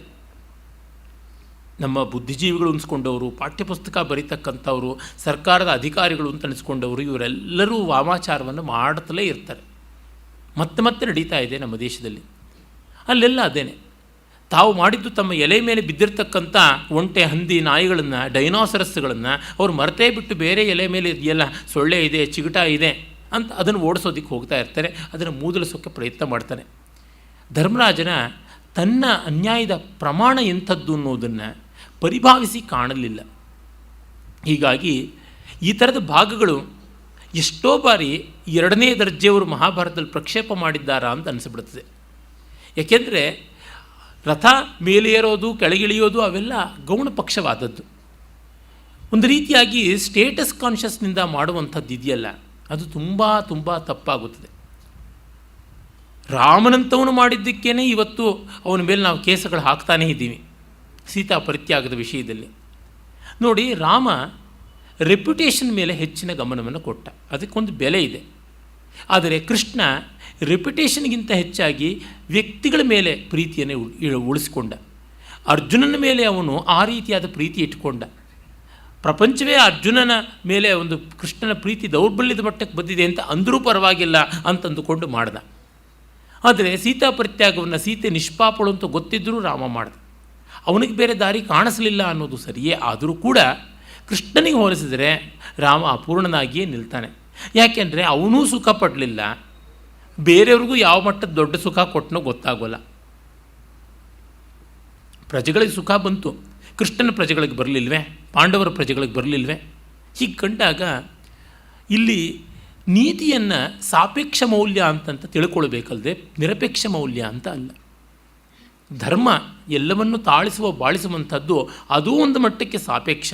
ಅಬ್ಸಲ್ಯೂಟ್ ವ್ಯಾಲ್ಯೂ ಅಂತ ಹಿರಿಯಣ್ಣನವ್ರು ಹೇಳ್ತಾರೆ, ಒಂದೇ ಮೋಕ್ಷ, ಒಂದೇ ಅಬ್ಸಲ್ಯೂಟ್ ವ್ಯಾಲ್ಯೂ, ಇನ್ನು ಮಿಕ್ಕಿದ್ದೆಲ್ಲ ಕೂಡ ಸೆಕೆಂಡ್ರಿ ವ್ಯಾಲ್ಯೂಸ್, ಆನುಷಂಗಿಕವಾದ ಸಾಪೇಕ್ಷ ಮೌಲ್ಯಗಳು ಅಂತ. ಇದನ್ನು ಧರ್ಮರಾಜ ಅರ್ಥ ಮಾಡಿಕೊಳ್ಳಲಿಲ್ಲ. ಇದೊಂದು ದೊಡ್ಡ ದುರಂತವಾಯಿತು. ಏನಾಗುತ್ತೆ, ರೂಪನಿಷ್ಠೆ ತುಂಬ ಬೆಳೆದು ಬಿಡುತ್ತದೆ, ತುಂಬ ಕಠೋರತೆ. ಆ ಕಠೋರತೆ ಅವ್ರ ಬಗ್ಗೆನೇ ಅರಿವಿರೋದಿಲ್ಲ. ಮಾಸ್ತಿಯವರ ಜೀವನದಲ್ಲಿ ಒಂದು ಸಂದರ್ಭ ಬರುತ್ತದೆ. ಮದ್ರಾಸ್ನಲ್ಲಿಯೋ ಎಲ್ಲಿಯೋ ಗಾಂಧೀಜಿಯವ್ರನ್ನ ನೋಡೋದಕ್ಕೆ ಹೋಗಿರ್ತಾರೆ. ಆಗ ಗಾಂಧೀಜಿ ತುಂಬ ಸಣ್ಣ ರೀತಿಯಲ್ಲಿ ವರ್ತಿಸಿಬಿಡ್ತಾರೆ. ಮಾಸ್ತಿಯವರು ಈ ಮುದುಕನಿಗೆ ವಿವೇಕವೇ ಬರೋದಿಲ್ಲ ಅಂತ ಒಂದು ಸ್ವಲ್ಪ ಸಿಟ್ಟಿನ ಅಸಹನೆಯಿಂದ ಅವರು ಬೈಕೊಂಡು ಬರ್ತಾರೆ ಅಂತ ಬರುತ್ತದೆ. ನಿಜವೇ ಅಲ್ವಾ? ಅದು ಹಾಗಾಗುತ್ತಲ್ವ? ವ್ರತ ಅಂತನ್ನೋ ರೀತಿಯಲ್ಲಿ, ನಿಯಮ ಅನ್ನೋ ರೀತಿಯಲ್ಲಿ ಅದರ ಪರಮಾರ್ಥವನ್ನು ಗಮನಿಸಿಕೊಳ್ಳದೆ ಇದ್ದರೆ ಏನು ಪ್ರಯೋಜನ? ಎಲ್ಲಕ್ಕೂ ರೂಪಾತೀತವಾದ ಸ್ವರೂಪನಿಷ್ಠೆ ಅನ್ನೋದು ಒಂದು ಉಂಟು. ಧರ್ಮರಾಜ ಮತ್ತೆ ಮತ್ತೆ ಫಾರ್ಮ್ಗೆ ಬರ್ತಾನೆ. ಲೋಕಸಾಮಾನ್ಯಕ್ಕೆ ಈ ಫಾರ್ಮ್ ಮೇಲಿನ ಮೋಹ ಉಂಟು. ಅದನ್ನು ಅಚ್ಚುಕಟ್ಟಾಗಿ ಇಟ್ಕೊಂಡಿರೋರ ಬಗ್ಗೆ ಎಲ್ಲಿಲ್ಲದ ಭಕ್ತಿ ಪ್ರೀತಿಗಳು ಉಂಟು. ಎಲ್ಲ ಕಡೆಯಲ್ಲೂ ಅಷ್ಟೆ. ಸಂಗೀತದಲ್ಲಿ ಚೌಕ ಕಳೆ ಪಲ್ಲವಿ ಹಾಡಿಬಿಟ್ರು ಅಂತ ಇಂಪಾಗಿತ್ತಾ ಅಂತ ಕೇಳಿದ್ರೆ ಅದಕ್ಕೆ ಉತ್ತರವೇ ಇಲ್ಲ.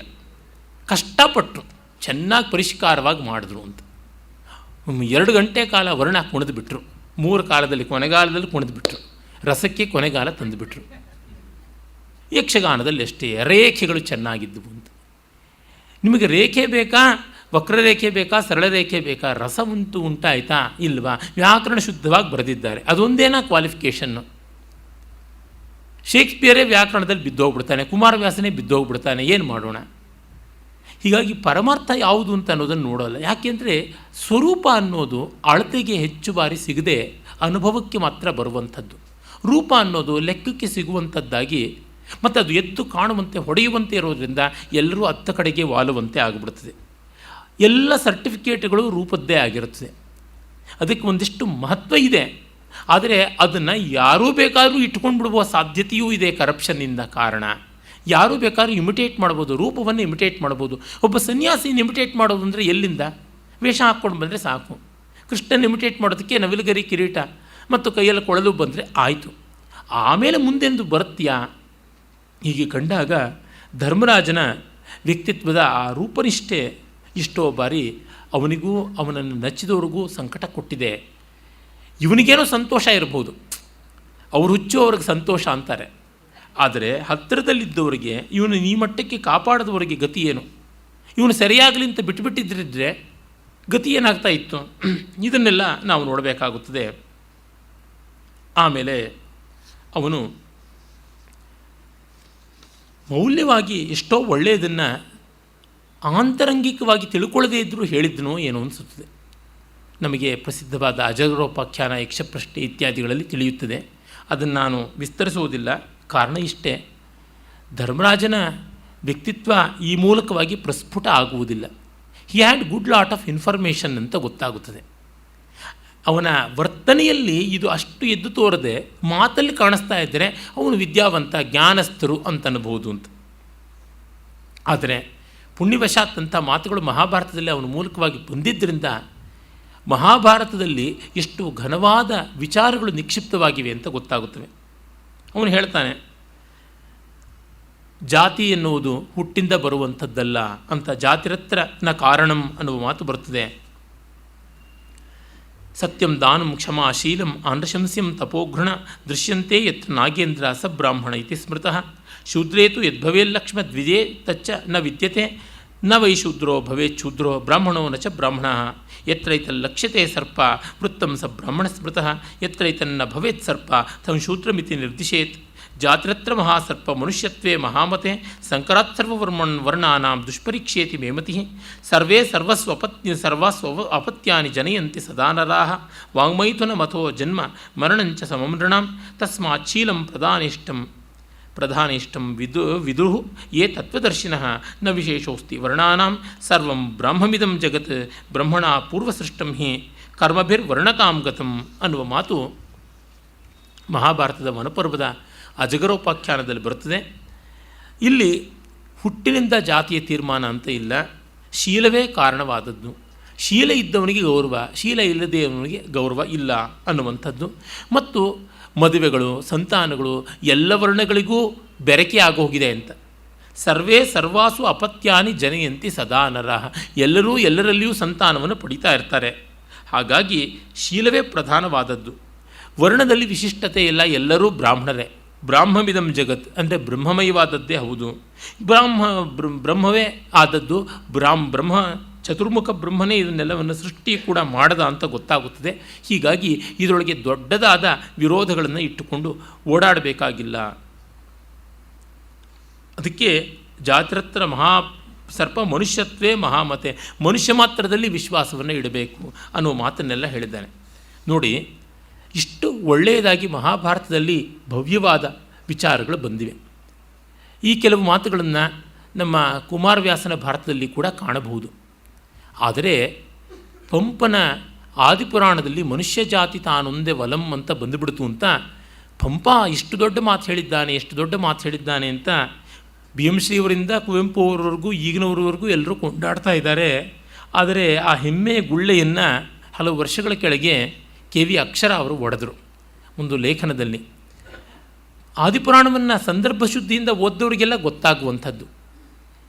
ಸಾಮಾನ್ಯವಾಗಿ ಮನುಷ್ಯ ಸಾಮಾನ್ಯಕ್ಕೆಲ್ಲ ಇರತಕ್ಕಂಥ ಕೆಲವು ಇನ್ಸ್ಟಿಂಕ್ಟ್ಸ್ ಅಂತ ಇದೆಯಲ್ಲ, ಆಹಾರ, ನಿದ್ರಾ, ಭಯಮೈಥುನಾದಿಗಳು, ಅವು ಮನುಷ್ಯ ಜಾತಿಗೆ ಸಾಮಾನ್ಯ ಅಂತ ಕವಿ ಹೇಳಿರೋದು ಜನಸೇನಾಚಾರ್ಯ ಸಂಸ್ಕೃತದಲ್ಲಿ. ಅದನ್ನೇ ಪಂಪ ಕೂಡ ಅನುವಾದ ಮಾಡಿದ್ದಾನೆ. ಹೀಗಾಗಿ ಪಂಪ ಮಾನವರೆಲ್ಲರೂ ಜಾತಿ ಮತಾತೀತರಾಗಿ ಒಂದು ಅಂತ ಹೇಳಿಲ್ಲ. ಹಸಿವು, ಬಾಯಾರಿಕೆ ಇತ್ಯಾದಿ ಸ್ಟಿಮ್ಯುಲಸ್ ಎಲ್ಲ ಒಂದೇ. ಮೌಲ್ಯದಲ್ಲಿ ಮಾತ್ರ ಮಾನವರು ಬೇರೆ ಆಗ್ತಾರೆ.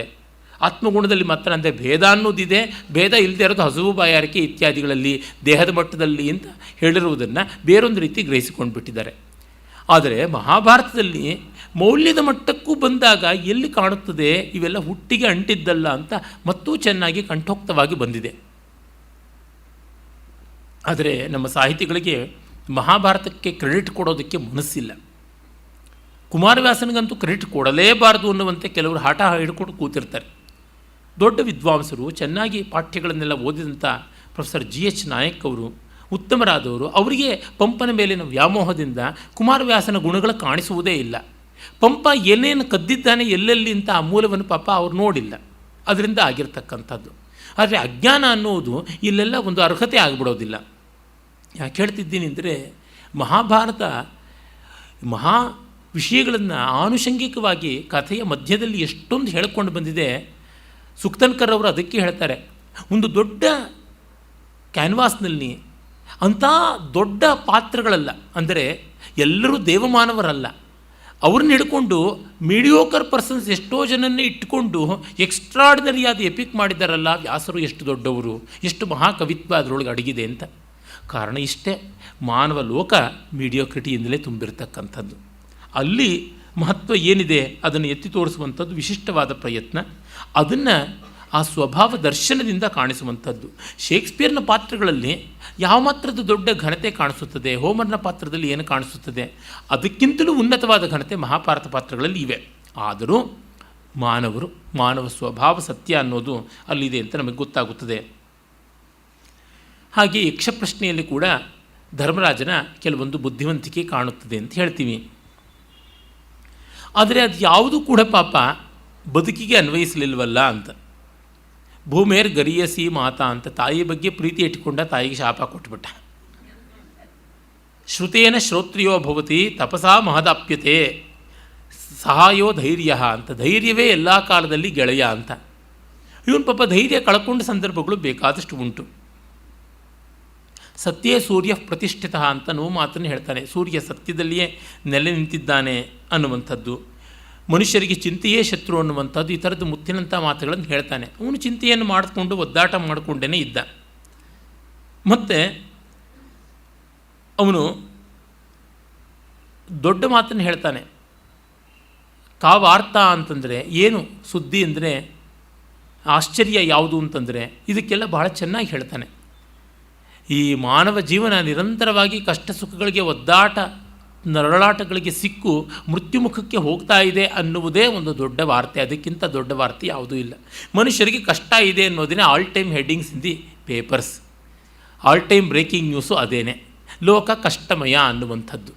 ಈ 4 ದಿಕ್ಕುಗಳು ಅನ್ನುವ ಕಲ್ಲಿನ ಮೇಲೆ ಈ ಭೂಭಾಂಡವನ್ನು ಇಟ್ಟು, ಮನುಷ್ಯರನ್ನು ಇಟ್ಟು, ಕಷ್ಟ ಕೋಟಲೆಗಳನ್ನುವ ಬೆಂಕಿ ಹಾಕಿ ಕಾಲ ಪಚನ ಮಾಡ್ತಾ ಇದೆ, ಬೇಯಿಸ್ತಾ ಇದೆ ಅನ್ನುವ ಮಾತನ್ನು ಹೇಳ್ತಾನೆ.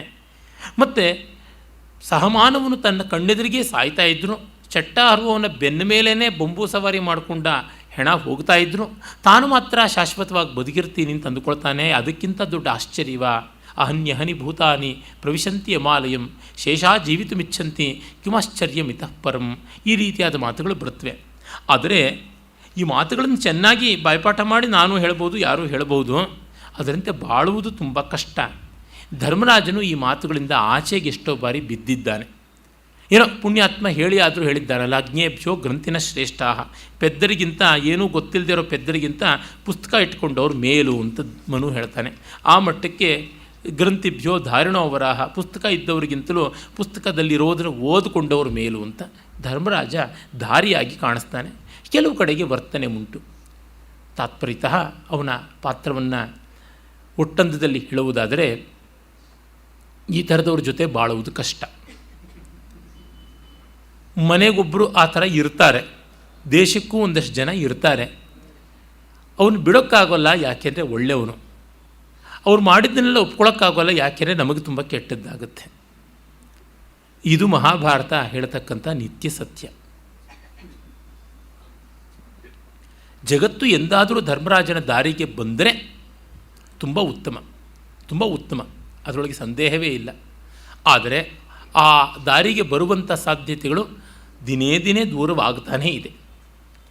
ಯಾಕೆಂದರೆ ಧರ್ಮರಾಜನ ದಾರಿ ಅಂತನ್ನೋದು ಉಟೋಪಿಯ. ಎಲ್ಲವೂ ಸರಿಯಾಗಿದ್ದರೆ ಮಹಾಭಾರತವೂ ಬೇಡ, ಧರ್ಮರಾಜನೂ ಬೇಡ. ಹೀಗಾಗಿ ನಾವಿನ್ನು ಧರ್ಮರಾಜನ ಪಾತ್ರಕ್ಕಿಂತ ಸಂಪೂರ್ಣ ಭಿನ್ನವೇ ಆದ ಮತ್ತೊಂದು ಪಾತ್ರದ ಕಡೆಗೆ ಹೋಗೋಣ. ಭೀಮಸೇನ ಅದ್ಭುತವಾದ ಪಾತ್ರಗಳಲ್ಲಿ ಒಂದು. ಈ ಅಣ್ಣ ತಮ್ಮಂದರನ್ನು ವ್ಯಾಸರು ನಿರ್ಮಾಣ ಮಾಡಿರುವ ರೀತಿಯೇ ತುಂಬ ಚೆನ್ನಾಗಿದೆ. ದುಷ್ಟರನ್ನು ಶಿಷ್ಟರನ್ನು ನಿರ್ಮಾಣ ಮಾಡುವಲ್ಲಿ ಎಷ್ಟು ವೈವಿಧ್ಯವನ್ನು ಕಾಪಾಡಿಕೊಂಡಿದ್ದಾರೆ ಅಂತ ನೋಡಿ. ಕಾವ್ಯ ಸೌಂದರ್ಯ ದೃಷ್ಟಿಯಿಂದ ಅತ್ಯಂತ ವಿಸ್ಮಯಾವಹವಾದ ಸಂವಿಧಾನಕ. ದುರ್ಯೋಧನನ ಕೆಟ್ಟತನ ಇದ್ದಂತೆ ಕರ್ಣನ ಕೆಟ್ಟತನ ಇಲ್ಲ, ಕರ್ಣನ ಕೆಟ್ಟತನ ಇದ್ದಂತೆ ಶಕುನಿ ಇದ್ದಿಲ್ಲ, ಶಕುನಿ ಇದ್ದಂತೆ ದುಶ್ಯಾಸನದ್ದಿಲ್ಲ. ದುಶ್ಯಾಸನದ್ದು ಆ್ಯಕ್ಷನ್, ವೈಲೆನ್ಸನ್ನು ನೇರವಾಗಿ ಎಕ್ಸಿಕ್ಯೂಟ್ ಮಾಡ್ತಕ್ಕಂಥ ಆ್ಯಕ್ಷನ್ನು. ಆದರೆ ಕಪಟ ತಂತ್ರವನ್ನೇ ನಿರಂತರವಾಗಿ ಆಲೋಚನೆ ಮಾಡಿ ಅದಕ್ಕೆ ಬೇಕಾಗಿರ್ತಕ್ಕಂಥ ಸಾಫ್ಟ್ವೇರನ್ನು ಬರೀತಕ್ಕಂಥದ್ದು ಶಕುನಿಯದು. ಎಷ್ಟು ವ್ಯತ್ಯಾಸ ಇದೆ ನೋಡಿ ಆ ದುಷ್ಟತನದಲ್ಲಿ, ಆ ಬಗೆಯ ವ್ಯತ್ಯಾಸ. ಇನ್ನು ಕರ್ಣ ಎರಡಕ್ಕೂ ಅಲ್ಲಿಗೆ ಇಲ್ಲಿಗೆ ಅಷ್ಟಿಷ್ಟು ಒದಗಿ ಬರಬಲ್ಲ. ಮತ್ತು ಅವನಲ್ಲಿ ಮುಚಾಯಿಸಿ ಆಡುವಂಥ ಮಾತುಗಳು. ದುರ್ಯೋಧನನಲ್ಲಿ ಎಲ್ಲ ರೀತಿಯಾದ ಎತ್ತುಗಳು ಉಂಟು. ಕರ್ಣ ಎಲ್ಲಿಯೂ ಕೂಡ ಅತ್ತೂ ಕರೆದು ಸಿಂಪತಿ ಗಿಟ್ಟಿಸ್ಕೊಂಡಿದ್ದಿಲ್ಲ. ದುರ್ಯೋಧನ ಮತ್ತೆ ಮತ್ತೆ ಅತ್ತೂ ಕರೆದು ಸಿಂಪತಿಯನ್ನು ಗಿಟ್ಟಿಸ್ಕೊಳ್ತಾನೆ. ಆ ಕೆಲಸವನ್ನು ದುಶ್ಯಾಸನೂ ಮಾಡಿಲ್ಲ, ಶಕುನಿಯೂ ಮಾಡಿಲ್ಲ. ಈ ರೀತಿಯಾದ ಕಾಮಿಡಿ ವಿಲನ್ ಅಂತಾರಲ್ಲ, ಆ ರೀತಿಯಾಗಿ ಟ್ರ್ಯಾಜಿಡಿ ವಿಲನ್ ಅಂತ ಕರೀಬಹುದಾದರೆ ಇವನು. ಶಕಾರ ಕಾಮಿಡಿ ವಿಲನ್ ಅಂತ ಹೇಳ್ತೀವಿ, ಫಾಲ್ಸ್ಟಾಫನ್ನು ಕಾಮಿಡಿ ವಿಲನ್ ಅಂತೀವಿ. ಈಚಿನ ಚಲನಚಿತ್ರಗಳಲ್ಲೆಲ್ಲ ಯಥೇಷ್ಟವಾಗಿ ಸಿಗ್ತಾರೆ. ದುರ್ಯೋಧನ ಒಂಥರ ಅವನ ಅತ್ತಷ್ಟು ಇನ್ಯಾರೂ ಅತ್ತಿಲ್ಲ ಅಂತ ನಾನು ಹೇಳಿದ್ದೀನಿ. ರಾಂಗ್ ರೀಸನ್ಸ್, ಬೇಕಾದಂತೆ ಅತ್ತಿದ್ದಾನೆ, ಹಾಗೆ ಕಾಣಿಸುವಂಥದ್ದು. ಇನ್ನು ಈ ಶಿಷ್ಟರು ಪಂಚಕ, ಪಾಂಡವ ಪಂಚಕದಲ್ಲಿ ಕೂಡ ಧರ್ಮರಾಜನದಂತೂ ವ್ಯಕ್ತಿತ್ವ ನಮಗೆ ಗೊತ್ತಾಗಿದೆ. ಈಗ ಬಹಳ ನಿಚ್ಚಳವಾಗಿ ಕಾಣಿಸುವಂತೆ ಅದು ರೂಪಬ್ರಾಹ್ಮಣ, ಸ್ವರೂಪ ಬ್ರಾಹ್ಮಣ್ಯವೂ ಅಲ್ಲ, ರೂಪಬ್ರಾಹ್ಮಣದ್ದು. ಆ ರೀತಿಯಲ್ಲಿ ಅದು ಒಂದು ಒಳ್ಳೆಯ ಗುಣಗಳನ್ನು ಪಡ್ಕೊಂಡಿದ್ದರೂ ಅಪೂರ್ಣವಾಯಿತು. ಅದಕ್ಕೆ ಸದಾ ಬೆಂಗಾವಲಾಗಿರಬೇಕು. ಧರ್ಮರಾಜ ಅತ್ತ ಕಡೆ ಅರ್ಜುನ, ಇತ್ತ ಕಡೆ ಭೀಮ ಇಲ್ಲದೆ ಇದ್ದರೆ ಕುಂಟ ಆಗಿಬಿಡ್ತಾನೆ. ಎರಡು ಊರೆಗೋಲುಗಳು ಇದ್ದೇ ಇರಬೇಕಾಗುತ್ತದೆ. ಇನ್ನು ಭೀಮ ತನ್ನಂತೆಯೇ ತುಂಬ ಆಕರ್ಷಕವಾದ ವ್ಯಕ್ತಿತ್ವ. ಆದರೆ ಆ ವ್ಯಕ್ತಿತ್ವದಲ್ಲಿ ಶಾಂತಿ ಕಾಲದಲ್ಲಿ ಸಂತೋಷ ಪಡುವುದಕ್ಕೆ ಏನೂ ಇಲ್ಲ.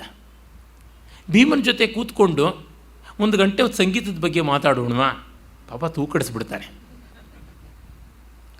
ಊಟದ ಬಗ್ಗೆ ಮಾತಾಡೋಣ ಅಂದರೆ ಅವನಿಗೆ ಗಾತ್ರ ಜಾಸ್ತಿ ಮುಖ್ಯ ಗುಣಕ್ಕಿಂತ, ರುಚಿಗಿಂತ. ಅವನು ರಸಿಕ ಅಲ್ಲ, ಅವನು ಕೆಲಸಗಾರ. ಕೆಲಸಗಾರರಾದವರು ರಸಿಕರಾದರೆ ಕೆಲಸದ ಗತಿ ಏನಾಗಬೇಕು? ಮನೆ ಸಾರಸು ಅಂತಂದರೆ ಯಾವ ಹಸುವಿನ ಸಗಣಿ ಅಂತ ಕೇಳೋಕ್ಕೆ ಶುರು ಮಾಡಿದ್ರೆ ಏನು ಮಾಡೋಣ ಆಗುವಂಥದ್ದಲ್ಲ. ಹೀಗಾಗಿ ಅವನ ಜೊತೆ ಬಿಡುವನ್ನು ಕಳೆಯೋದು ಕಷ್ಟ. ಧರ್ಮರಾಜನ ಜೊತೆಗೂ ಬಿಡುವನ್ನು ಕಳೆಯೋದು ತುಂಬ ಕಷ್ಟ. ಯಾಕೆಂದರೆ ಉಪದೇಶಕ್ಕೆ ಶುರು ಮಾಡ್ಕೊಂಡು ಬಿಡ್ತಾನೆ. ಮತ್ತು ಭೀಮ ಕೆಲಸ ಮಾಡ್ತಾನೆ, ಧರ್ಮರಾಜ ಕೆಲಸ ಮಾಡೋದೇ ಅಲ್ಲ, ಅವನು ಕಾರ್ಯದರ್ಶಿ, ಕಾರ್ಯ ಮಾಡುವವರನ್ನು ದರ್ಶಿಸ್ತಾ ಇರ್ತಾನೆ. ಇನ್ನು ಅರ್ಜುನ ರಾಸಿಕ್ಯವೆಲ್ಲ ಇರ್ತಕ್ಕಂಥವನು, ಆದರೆ ನಿಷ್ಠೆ ಸ್ವಲ್ಪ ಕಡಿಮೆ, ಸ್ವಲ್ಪ ಕೆರೀರಿಸ್ಟವನು. ಅನಂತಮೂರ್ತಿಯವ್ರ ತರಹ. ತುಂಬ ಹೀನೋಪಮೆ ಕೊಟ್ಟಿದ್ದೀನಿ, ಪಾಪ ಅರ್ಜುನ ಕ್ಷಮಿಸಲಿ. ಅರ್ಜುನಂ ಪ್ರಥಮಂ ಒಂದೇ ಗೀತಾಯ ಹೇತುಭೂತಂ ಅಂತ ಗೌರವಿಸಬೇಕು ಅವನನ್ನು. ಹೀಗಾಗಿ ಕೆರಿಯರಿಸ್ಟ್ಗಳಾದವರು ತಮಗೆ ನಿಷ್ಠರಾಗ್ತಾರೆ ಹೊರತು ತಮ್ಮವ್ರಿಗೆ ನಿಷ್ಠರಾಗೋದಿಲ್ಲ. ಅದು ಒಂದು ಎಳೆಯ ನೋವಿರುತ್ತೆ ನೋಡಿ. ಕೃಷ್ಣ ಎಂದೆಂದೂ ಕೆರಿಯರಿಸ್ಟ್ ಅಲ್ಲ, ಅರ್ಜುನ ಒಂದಿಷ್ಟು ಕೆರಿಯರಿಸ್ಟು, ತಪ್ಪಲ್ಲ. ಆದರೆ ಅವನು ಕೃಷ್ಣನನ್ನು ನಿಜವಾಗಿ ಪ್ರೀತಿಸ್ದಾದರೂ ಕೊನೆಗೆ ಮೊದಲು ತುಂಬ ತನ್ನನ್ನೇ ಪ್ರೀತಿಸಿದ್ದು. ಅರ್ಜುನನ ಬದುಕಿನಲ್ಲೂ ಪರಿಪಾಕವನ್ನು ಕಾಣ್ತೀವಿ ನಾವು. ಹೀಗಾಗಿ ಕೃಷ್ಣನೇ ಅರ್ಜುನನಿಗೆ ಉಪಕಾರಗಳನ್ನು ಮಾಡ್ಕೊಂಡು ಹೋದ. ಅರ್ಜುನ ಕೃಷ್ಣನಿಗೆ ಯಾವ ಉಪಕಾರವನ್ನು ಮಾಡಲಿಲ್ಲ. ಅವನ ಮಾತನ್ನು ಕೂಡ ನಚ್ಚುವುದು ಕೆಲವೊಮ್ಮೆ ಕಷ್ಟ ಆಯಿತು. ಎಷ್ಟು ಉಪದೇಶ ಮಾಡಬೇಕಾಯಿತು, ಮಾಡಿಯೋ ಅದು ಯಾವ ಮಟ್ಟಕ್ಕೆ ಪ್ರಯೋಜನ ಬಂತು ಅನ್ನೋದನ್ನು ನಾಳೆ ನಾವು ನೋಡೋಣ. ಹೀಗಾಗಿ ಅರ್ಜುನನ ಜೊತೆ ಯಾರೂ ನಿರ್ಭರವಾದ ಪ್ರೀತಿಯನ್ನು ಕಾಣೋಕ್ಕಾಗೋಲ್ಲ. ಭೀಮನ ಪ್ರೀತಿಗೆ ಪರಿಮಳವಿಲ್ಲ ಪಾಪ. ಸಮೃದ್ಧವಾಗಿ ಮಾಡಿ ಹಾಕ್ಬಿಡ್ತಾನೆ, ಪಾಯಸ ಅಂತ ಮಾಡಿಬಿಡ್ತಾನೆ. ಫಸ್ಟ್ ಕ್ಲಾಸ್ ಆಗಿರ್ತಕ್ಕಂಥ ಹಾಲು, ಫಸ್ಟ್ ಕ್ಲಾಸ್ ಆಗಿರ್ತಕ್ಕಂಥ ಸಕ್ಕರೆ, ಒಂದು ಚಿಟಿಕೆಯಷ್ಟು ಏಲಕ್ಕಿ ಇಲ್ಲ, ಒಂದು ತುಣುಕಷ್ಟು ಕೇಸರಿ ಇಲ್ಲ. ಏನದು ಯಾತಕ್ಕೆ ಬೇಕು? ಮೂಗು ಕಣ್ಣು ಕಟ್ಟಿಕೊಂಡು ಪಾಯಸನ ಕುಡಿಬೇಕಷ್ಟೇ. ಹೀಗಾಗಿ ಅರಸಿಕರಿಗೆ ಭೀಮ ಆದಾನು. ರಾಸಿಕ್ಯದಲ್ಲಿ ಪ್ರಾಮಾಣಿಕತೆ ಕಷ್ಟದ ಸಂಗತಿ. ನಮಗೆಲ್ಲ ಐಡಿಯಲ್ ಬೇಕು, ಇಲ್ಲ. ಹೀಗಾಗಿ ಧರ್ಮರಾಜ ದೂರದಲ್ಲಿಟ್ಟು ನಮಸ್ಕಾರ ಮಾಡಬಹುದು, ಸೇಫ್ ಡಿಸ್ಟೆನ್ಸಲ್ಲಿ ಅವನಿರಬೇಕು. Bhima in times of moments of leisure and merry mood ಅವನು ದೂರದಲ್ಲಿರಬೇಕು. ಅರ್ಜುನ ತುಂಬ ಆಪತ್ಕಾಲದಲ್ಲಿ ಒದಗಿ ಬರ್ತಕ್ಕಂಥವನಲ್ಲ, intense situations of emotions. Bhima ಬರಬಲ್ಲ, ಆದರೆ ಅದನ್ನು ಅಷ್ಟು ಸೂಕ್ಷ್ಮವಾಗಿ, ಅಷ್ಟು ತೀವ್ರವಾಗಿ ಎಲ್ಲ ಮುಖಗಳಲ್ಲಿಯೂ ಕೂಡ ಆತ್ಮೀಕರಿಸಿಕೊಳ್ಳಲಾರೆ. ನಕುಲ ಸಹದೇವರಿಗೆ ಇದೆಯೋ ಏನೋ, ಆದರೆ ಅವರಿಗೆ ಮಿಕ್ಕ ಸತ್ವ ಇಲ್ಲದೆ ಇರೋದ್ರಿಂದ ಪಾಪ ಗೊತ್ತಾಗೋಲ್ಲ. ಎಷ್ಟೋ ಬಾರಿ ಶಕ್ತಿ ಇರುತ್ತದೆ, ಅವ್ರಿಗೆ ಅವಕಾಶ ಬರೋಲ್ಲ, ಆಗ ನಾವು ಅವ್ರಿಗೆ ಶಕ್ತಿಯೇ ಇಲ್ಲ ಅಂತ ಭಾವಿಸ್ಕೊಳ್ತೀವಿ. For all practical purposes they are weak ಅಂತ ಅಂದುಕೊಳ್ಳೋದಾಗತ್ತೆ. ಹೀಗೆ 5 ಸಹೋದರರಲ್ಲಿಯೂ ಒಂದಿಷ್ಟು ಕೊರತೆಗಳು ನೋಡಿ. ನಕುಲನನ್ನು ಕಂಡಾಗ ನಮಗೆ ಗೊತ್ತಾಗುತ್ತದೆ, ನಕುಲ ಹೆಚ್ಚು ಕಡಿಮೆ ಧರ್ಮರಾಜ ಮತ್ತು ಅರ್ಜುನರ ಕಾಂಬಿನೇಷನ್ನು. ಕ್ವಯೆಟ್ಟಾಗಿರ್ತಾನೆ, ನಾಜೂಕು, ಜಾಣ್ಮೆ, ನಯ ಇತ್ಯಾದಿಗಳೆಲ್ಲ ಅವನಲ್ಲಿ ಇರುತ್ತವೆ. ಒಂದಷ್ಟು ಕೆಲಸ ಮಾಡ್ತಾನೆ, ಆದರೆ ಕನ್ನಡಿ ಮುಂದೆ ನಿಂತ್ಕೊಳ್ಳೋದು ಹೆಚ್ಚು. ಅರ್ಜುನನಿಗೂ ಒಂದು ಸ್ವಲ್ಪ ಅದು ಉಂಟು. ಹೀಗಾಗಿ ಅವನು ಧರ್ಮರಾಜ ಅರ್ಜುನರ ನಡುವೆ ಬರ್ತಕ್ಕಂಥವನಾಗ್ತಾನೆ. ಇನ್ನು ಸಹದೇವ ನೋಡಿದರೆ ಧರ್ಮರಾಜ ಮತ್ತು ಭೀಮರ ಕಾಂಬಿನೇಷನು. ಭೀಮನ ಬಲ ಇಲ್ಲ, ಆದರೆ ನಿಶ್ಚಯ ಪ್ರಜ್ಞೆ ಉಂಟು. ಧರ್ಮರಾಜನ ಗೋಳಾಟ ಇಲ್ಲ, ಆದರೆ ಪ್ರಜ್ಞಾವಂತಿಕೆ ಉಂಟು. ಹೀಗೆ ಕಂಡಾಗ ಐವರಲ್ಲಿ ಅದೆಷ್ಟು ಭಾವಗಳ ಬಲಗಳ ಛಾಯೆಗಳನ್ನು ವ್ಯಾಸರು ತಂದಿದ್ದಾರೆ ಅಂತ ಗೊತ್ತಾಗುತ್ತೆ. ಈ ರೀತಿಯಲ್ಲಿಯೂ ಪಾತ್ರ ನಿರ್ಮಾಣ ಮಾಡೋದು ಶಕ್ಯವೇ? ಏನಿಲ್ಲ, ನಾವು ಒಂದು ಚಲನಚಿತ್ರದಲ್ಲಿ 4 ಪಾತ್ರಗಳಿಗೆ ಅವುಗಳಿಗೆ ವಿಶಿಷ್ಟವಾದ ಸ್ವರೂಪವನ್ನು ಕೊಡೋಕ್ಕಾಗದೆ ಒದ್ದಾಡುವ ಡೈರೆಕ್ಟರ್ಗಳು 100 ಜನ ಇದ್ದಾರೆ. 4 ಪಾತ್ರಗಳನ್ನು ಇಟ್ಟುಕೊಂಡು ಕಾದಂಬರಿ ಬರೆದರೆ ಆ ಕಾದಂಬರಿಯಲ್ಲಿ ಪಾತ್ರ ಸ್ಫುಟೀಕರಣ ಮಾಡೋಕ್ಕಾಗೋಲ್ಲ. ಅಷ್ಟೇಕೆ ಒಬ್ಬ ಚಲನಚಿತ್ರ ನಟ ಒಂದು 10 ಸಿನಿಮಾ ಮಾಡಿದ್ರೆ ಅದರೊಳಗೆ ಅವನು ಕಾಣಿಸಿರ್ತಾನೆ ಹೊರತು ಪಾತ್ರ ಕಾಣಿಸಿರೋದಿಲ್ಲ. ಇಂಥದ್ದಿರುವಾಗ ವ್ಯಾಸರು ಒಂದೇ ಕೃತಿಯಲ್ಲಿ ಇಷ್ಟು ವೈವಿಧ್ಯವನ್ನು ತಂದರಲ್ಲ. ಮತ್ತು ಅದು ಯಾವ ಮಟ್ಟದ ವೈವಿಧ್ಯ ಅಂದರೆ ಮುಂದಿನ ಸಹಸ್ರ ಮಾನಗಳಲ್ಲಿ ಕೂಡ ಅವರ ಮುಂದಿನ ಕವಿಗಳಿಗೆ, ಕಲಾವಿದರಿಗೆ ತಮಗೆ ಉತ್ತರೋತ್ತರವಾಗಿ ಭಾವಪ್ರಕಾಶನಕ್ಕೆ ಬೇಕಾದ ಮೂಲಭೂತ ಸಾಮಗ್ರಿ ಅಷ್ಟು ಇಲ್ಲಿ ಕೊಟ್ಟು ಪ್ರತಿದಿನವೂ ನವೋನವ್ಯವಾಗಿ ಲಕ್ಷಾಂತರ ಕಲಾವಿದರು, ಕೋಟ್ಯಂತರ ಕಲಾವಿದರು, ಕವಿಗಳು ಕೂಡ ತಮ್ಮ ತಮ್ಮ ನಿರ್ಮಾಣಗಳನ್ನು ಮಾಡಿಕೊಳ್ಳುವಂತೆ ಮಾಡಿದ್ರಲ್ಲ. ಇನ್ನೆಷ್ಟು ದೊಡ್ಡ ಅವಕಾಶ ಕೊಟ್ಟಿದ್ದಾರೆ. ಅವರು ಕೊಟ್ಟಂಥ ಈಸ್ಥೆಟಿಕ್ ಸ್ಪೇಸ್ ಅಂತೀವಲ್ಲ, ನಾವು ಹೇಳ್ತೀವಿ ಎಮೋಷ್ನಲ್ ಸ್ಪೇಸ್ ಅಂತ, ಸ್ಪಿರಿಚುವಲ್ ಸ್ಪೇಸ್ ಅಂತ, ನಾನು ಹೇಳ್ತೀನಿ ಈಸ್ಥೆಟಿಕ್ ಸ್ಪೇಸ್ ಅಂತ. ಅಂದರೆ ಸೌಂದರ್ಯದ ಅವಕಾಶ ಇಷ್ಟಿದೆ, ಅದು ಊಹಾತೀತವಾದದ್ದು ಅಂತ ಅನಿಸುತ್ತದೆ. ಇರಲಿ, ಇನ್ನು ಭೀಮನನ್ನು ನಾವು ನೋಡೋದಿದ್ದರೆ, ಭೀಮ ಪ್ರಾಚೀನ ಗ್ರಂಥಗಳಲ್ಲೆಲ್ಲ ಕಂಡುಬರುವಂತೆ ಮೂಲ ಮಹಾಭಾರತದ ಬೇರೆ ಬೇರೆ ಆವೃತ್ತಿಗಳಲ್ಲಿ ಕೂಡ ತುಂಬ ಮಾನವ ಸಹಜವಾದವನು. Is the most natural and rustic among the 5 brothers ಅಂತ ಕರೆಯಬಹುದು. ಆದರೆ ಮಧ್ವಾಚಾರ್ಯರ ಮಹಾಭಾರತ ತಾತ್ಪರ್ಯ ನಿರ್ಣಯದಲ್ಲಿ ಮಾತ್ರ ಅವನಿಗೆ ಬೇರೆ ಬೇರೆ ಆಯಾಮಗಳನ್ನು ಕೊಡುವಂಥದ್ದಾಗಿದೆ. ಅದು ಮೂಲದ ಮಹಾಭಾರತ ಸ್ವರೂಪಕ್ಕೆ ಹೊರಚಾಗಿ ನಿಲ್ತಕ್ಕಂಥದ್ದು ಅಂತ ನನಗನ್ನಿಸುತ್ತದೆ. ಕಾರಣ ಇಷ್ಟೇ, ಯಾವುದೇ ಒಂದು ಪಾತ್ರವನ್ನು ನಾವು ಪರಿಪೂರ್ಣ ಅಂತ ನೋಡಿದರೆ ಇದ್ದರೆ ಸರಿ, ಅದು ನಿಷ್ಕ್ರಿಯವೂ ಆಗಿಬಿಡುತ್ತೆ ಒಂದೊಂದು ಬಾರಿ. ಹಾಗಲ್ವಲ್ಲ, ಭೀಮ ನಿಷ್ಕ್ರಿಯನಲ್ಲವಲ್ಲ. ಅವನಷ್ಟು ನಿಷ್ಕ್ರಿಯತೆ ಇಲ್ಲದೆ ಸಜೀವವಾಗಿ ತುಂಬಿ ತುಳುಕಾಡುವವರು ಇನ್ಯಾರು? ಆಮೇಲೆ ಅವನನ್ನು ಸನ್ಯಾಸಿಯಾಗಿ, ಅವನನ್ನು ಜ್ಞಾನಿಯಾಗಿ ಮಾಡಿದರೆ ಅವನ ಸಹಜವಾದ ದುಡುಕತನ, ಉದ್ದಟತನ, ಉಡಾಳತನ, ಭಾವನಿರ್ಭರತೆ ಇವೆಲ್ಲ ಮರೆಯುವ ಆಗಿಬಿಡುತ್ತಲ್ಲ. ಇದನ್ನು ನಾವು ನೋಡಬೇಕು. ಏನಾಗುತ್ತದೆ, ಮುಂದಿನ ಕವಿಗಳಲ್ಲಿ, ಮುಂದಿನ ವ್ಯಾಖ್ಯಾನಕಾರರಲ್ಲಿ ನಾವು ಎಷ್ಟೋ ಬಾರಿ ಪಾತ್ರಗಳಲ್ಲಿ ದುರ್ಬಲತೆಯನ್ನು ಕಾಣ್ತೀವಿ. ಅದಕ್ಕೆ ರಾಮಾಯಣ ಮಹಾಭಾರತಾದಿಗಳಲ್ಲದೆ ಮುಂದಿನ ಕವಿಗಳ ಎಷ್ಟೆಲ್ಲ ಬರವಣಿಗೆಗಳಲ್ಲಿ ನಾವು ನೋಡ್ಬೋದು ಈ 2 ಮಹಾಕೃತಿಗಳನ್ನು ಆಧರಿಸಿದ್ದು. ರಾಮ ವಾಲ್ಮೀಕಿಯ ರಾಮಾಯಣದಲ್ಲಿ ತುಂಬ ಸಹಜವಾಗಿ ಕಾಣಿಸ್ತಾನೆ. ಅವನನ್ನು ಮುಂದೆ ಎಷ್ಟು ನಯ ಮಾಡಿದ್ದಾಗ್ಬಿಡ್ತು ಅಂತಂದರೆ ಭೋಜನ ಚಂಪು ರಾಮಾಯಣದಲ್ಲೇ ನೋಡಿದ್ರೆ ಗೊತ್ತಾಗುತ್ತದೆ. ಅಮ್ಮ ಮೈಪತತಿ ಗರಿಯ ನಂಬತೆ ಪಕ್ಷಪಾತ ಅಂತೆಲ್ಲ ಹೇಳ್ತಾರೆ. ಅಮ್ಮ, ನಾನು ಹಾಯಾಗಿ ವನವಾಸಕ್ಕೆ ಹೋಗ್ತಾ ಇದ್ದೀನಿ, ನನಗೆ ಕಷ್ಟವೇ ಇಲ್ಲ. ಪಾಪ ಎಳೆ ಹುಡುಗ ಭರತ, ಅವನ ಮೇಲೆ ರಾಜ್ಯಭಾರದ ಭಾರವೆಲ್ಲ ಬಿದ್ದೋಗ್ತಾ ಇದೆ. ನೀನು ನನ್ನ ಮೇಲೆ ಎಷ್ಟು ಕರುಣೆ ತೋರಿಸಿ ಅವನ ಮೇಲೆ ಎಷ್ಟು ನಿರ್ದಯಳಾಗ್ಬಿಟ್ಟಿದ್ದೀಯಮ್ಮ ಅಂತ. ಇಲ್ಲೆಲ್ಲ ನೋಡಿದಾಗ ರಾಮನ ಸೌಕುಮಾರ್ಯ, ನಯ ಅಂತನ್ನುವುದು ಆರ್ಟಿಫಿಷಿಯಾಲಿಟಿಗೆ ಎಕ್ಸ್ಟ್ರಿಮಿಟಿಗೆ ಹೊರಟೋಗ್ಬಿಡುತ್ತೆ. ಕಲಾತ್ಮಕವಾಗಿ ಆಸ್ವಾದ ಮಾಡ್ತೀವಿ, ಕಲೆ ಅಂತಂದರೆ ಸುಳ್ಳು ಅನ್ನೋ ದೃಷ್ಟಿಯಿಂದ. ಆ ರಾಮನ ಮಾನುಷ ಸಾಹಜಿಕವಾದ ಸೌಂದರ್ಯ ಹೊರಟೋಗುತ್ತದೆ. ಈ ನ್ಯಾಚುರಾಲಿಟಿಯಲ್ಲಿ ಒಂದು ಬ್ಯೂಟಿ ಇದೆಯಲ್ಲ, ಅದು ಹೊರಟೋಗಿ ಆರ್ಟಿಫಿಷಿಯಾಲಿಟಿ ಅಂತ ಬಂದರೆ ಅದು ಕೃತಿ ಆಗೋಲ್ಲ, ಕೃತಕ ಆಗಿಬಿಡುತ್ತದೆ. ಅದೇ ರೀತಿ ಸೀತೆ ಅದೆಷ್ಟು ಸುಕುಮಾರಿ ಅಂತಂದರೆ ಸಾಕು, ನೆಲದ ಮೇಲೆ ಕಾಲಿಡ್ತಾ ಇದ್ದಂತೆಯೇ ನಖಶಿಕಾಂತವಾಗಿ ಬಾಡೋಗ್ಬಿಡ್ತಾಳೆ ಅಂತ ಮಾಡುವಂಥದ್ದು. ಹೀಗೆಲ್ಲ ಮಾಡಿದ್ರೆ ಸೌಂದರ್ಯ ಅನ್ನೋದು ಕ್ಷಯರೋಗ ಆಗಿಬಿಡುತ್ತೆ. ಒಂದು ಸಾಮರ್ಥ್ಯ ಬೇಕಲ್ವ, ಗಟ್ಟುಮುಟ್ಟಾಗಿರುವಿಕೆಯಲ್ಲಿ ಒಂದು ಸೌಂದರ್ಯ ಇದೆಯಲ್ಲ. ರಸ್ಟಿಕ್ನೆಸ್, ರೊಬಸ್ಟ್ನೆಸ್ ಇತ್ಯಾದಿಗಳಲ್ಲಿ ಒಂದು ಚೆಲುವು, ಒಂದು ಆಕರ್ಷಣೆ ಉಂಟಲ್ವ, ಅದನ್ನು ನಾವು ಕಾಣಬೇಕು. ಈ ಮ್ಯಾನ್ಲಿ ಬ್ಯೂಟಿ ಎನ್ನುವಂಥದ್ದು, ಈ ರಸ್ಟಿಕ್ ಮೆಜೆಸ್ಟಿ ಎನ್ನುವಂಥದ್ದನ್ನು ಮುಂದಿನ ಕವಿಗಳು ಕಳ್ಕೊಂಡ್ರೆ ಬಿಟ್ರ ಅಂತ. ಅದೇ ತರಹ ಅವರ ಸಜ್ಜನಿಕೆ ಇತ್ಯಾದಿಗಳನ್ನು ಅಷ್ಟೇ. ರಾಮ ವಾಲಿ ವಧೆಯನ್ನು ಹಾಗೆ ಮಾಡ್ದ, ಹೀಗೆ ಮಾಡ್ದ, ಅದು ಮಾಡಲೇ ಇಲ್ಲ, ಶಂಭುಕ್ ವಧೆಯನ್ನು ಹೀಗೆ ಮಾಡ್ದ ಅಂತ ದೊಡ್ಡ ದೊಡ್ಡ ವಕೀಲ ಮಾಡ್ತಾ ಹೋಗಿ ಆ ಮೂಲ ಪಾತ್ರದಲ್ಲಿ ಇರಬಹುದಾದ ಕ್ಷಮ್ಯವಾದ ಸಹಜವಾದ ಏರುಪೇರುಗಳನ್ನು ಟ್ರಿಮ್ ಆಫ್ ಮಾಡಿಬಿಟ್ರೆ ಬರುವ ಸೌಂದರ್ಯ ಏನು? ಅದೇನಾಗುತ್ತದೆ, ಪಾರ್ಕಿನಲ್ಲಿ ಸಹಜವಾಗಿ ಬೆಳೆಯುವಂಥ ಮರಗಳಿಗೆ ಟ್ರಿಮ್ ಮಾಡಿ ಪ್ರೂನ್ ಮಾಡಿ ಆ ಕೊಂಬೆಯನ್ನು ಕಾಗೆಯಂತೆ ಗುಬ್ಬಿಯಂತೆ ನೆವಲನಂತೆ ಅಂತ ಮಾಡ್ತಾ ಹೋಗ್ತಾರೆ. ಮತ್ತು ಕತ್ತರಿಸ್ತಾ ಕತ್ತರಿಸ್ತಾ ಕತ್ತರಿಸ್ತಾ ಕಡೆಗೆ ಮರವೇ ಇಲ್ಲದಂತೆ ಆಗಿಬಿಡುತ್ತೆ. ಮರ ವಿಕಾರವಾಗಿಬಿಡುತ್ತದೆ. ಸಹಜವಾದ ಮರದ ಓರೆ ಕೋರೆಗಳಲ್ಲಿರುವ ಅಂದ ಚಂದ ಹೊರಟು ಹೋಗ್ಬಿಡುತ್ತೆ. It has its own EPIC majesty, ಅದು ಹೋಗುತ್ತದೆ. ಈ ಕ್ಷೌರಿಕರ ಅಂಗಡಿಗೆ ಹೋದರೆ ನಾವು ಎಷ್ಟೇ ಉದ್ದಕ್ಕೆ ತಲೆ ಕೂದಲನ್ನು ಉಳಿಸುವಂತಿದ್ರು ಅವನು ನೋಡ್ತಲೇ ಇರ್ತಾನೆ. ಅಲ್ಲೊಂದು ತಲೆ ಕೂದಲು ಹೇಳುತ್ತೆ, ಇಲ್ಲೆರಡು ತಲೆ ಕೂದಲು ಹೇಳುತ್ತೆ, ಅದಕ್ಕೆ ಮತ್ತೆ ಕತ್ತರಿ ಆಡಿಸ್ತಾನೆ, ಅದು ಇನ್ನೊಂದ್ರ ಜೊತೆ ಹೊಂದ್ಕೊಳ್ಳಲ್ಲ. ಈಗ ಕತ್ತರಿಸಿ ಕತ್ತರಿಸಿ ಕತ್ತರಿಸಿ ನಮ್ಮ ಕಲ್ಪನೆಯ ಹೇರ್ ಸ್ಟೈಲ್ ಆಗೋದೇ ಇಲ್ಲ, ಅವನ ಕಲ್ಪನೆಯದಾಗಿರುತ್ತೆ. ಅವನ ಕಲ್ಪನೆಯದೋ ಕತ್ತರಿಯದೋ ಗೊತ್ತಾಗೋಲ್ಲ. ಈ ರೀತಿಯಲ್ಲಿ ನಾವು ಪಾತ್ರಗಳಿಗೆ ನೈಗಾರಿಕೆ ಮಾಡೋಕ್ಕೆ ಹೊರಟಾಗ ಕೆಲವೊಮ್ಮೆ ಅನ್ಯಾಯವೂ ಆಗಿಬಿಡ್ತದೆ ಅಂತ ಅನಿಸುತ್ತದೆ. ವಿರಹದಲ್ಲಿ ಮೂರ್ಛೆ ಹೋಗಿಬಿಡ್ತಾರೆ, ಸತ್ತು ಹೋಗಿಬಿಡ್ತಾರೆ, ಶೈತ್ಯೋಪಚಾರ ಮಾಡಬೇಕಾಗುತ್ತದೆ. ಈ ರೀತಿಯಾದ ಊಹಾತೀತವಾದ ಒಂದು ರೀತಿ ನಂಬಲಾಗದಂಥ ಜುಗ್ಪ್ಸಾವಹವಾಗುವ ರೀತಿಯ ಅತಿರೇಕಗಳನ್ನು ಮಾಡಿಕೊಳ್ಳೋದು ತುಂಬ ಕಷ್ಟ.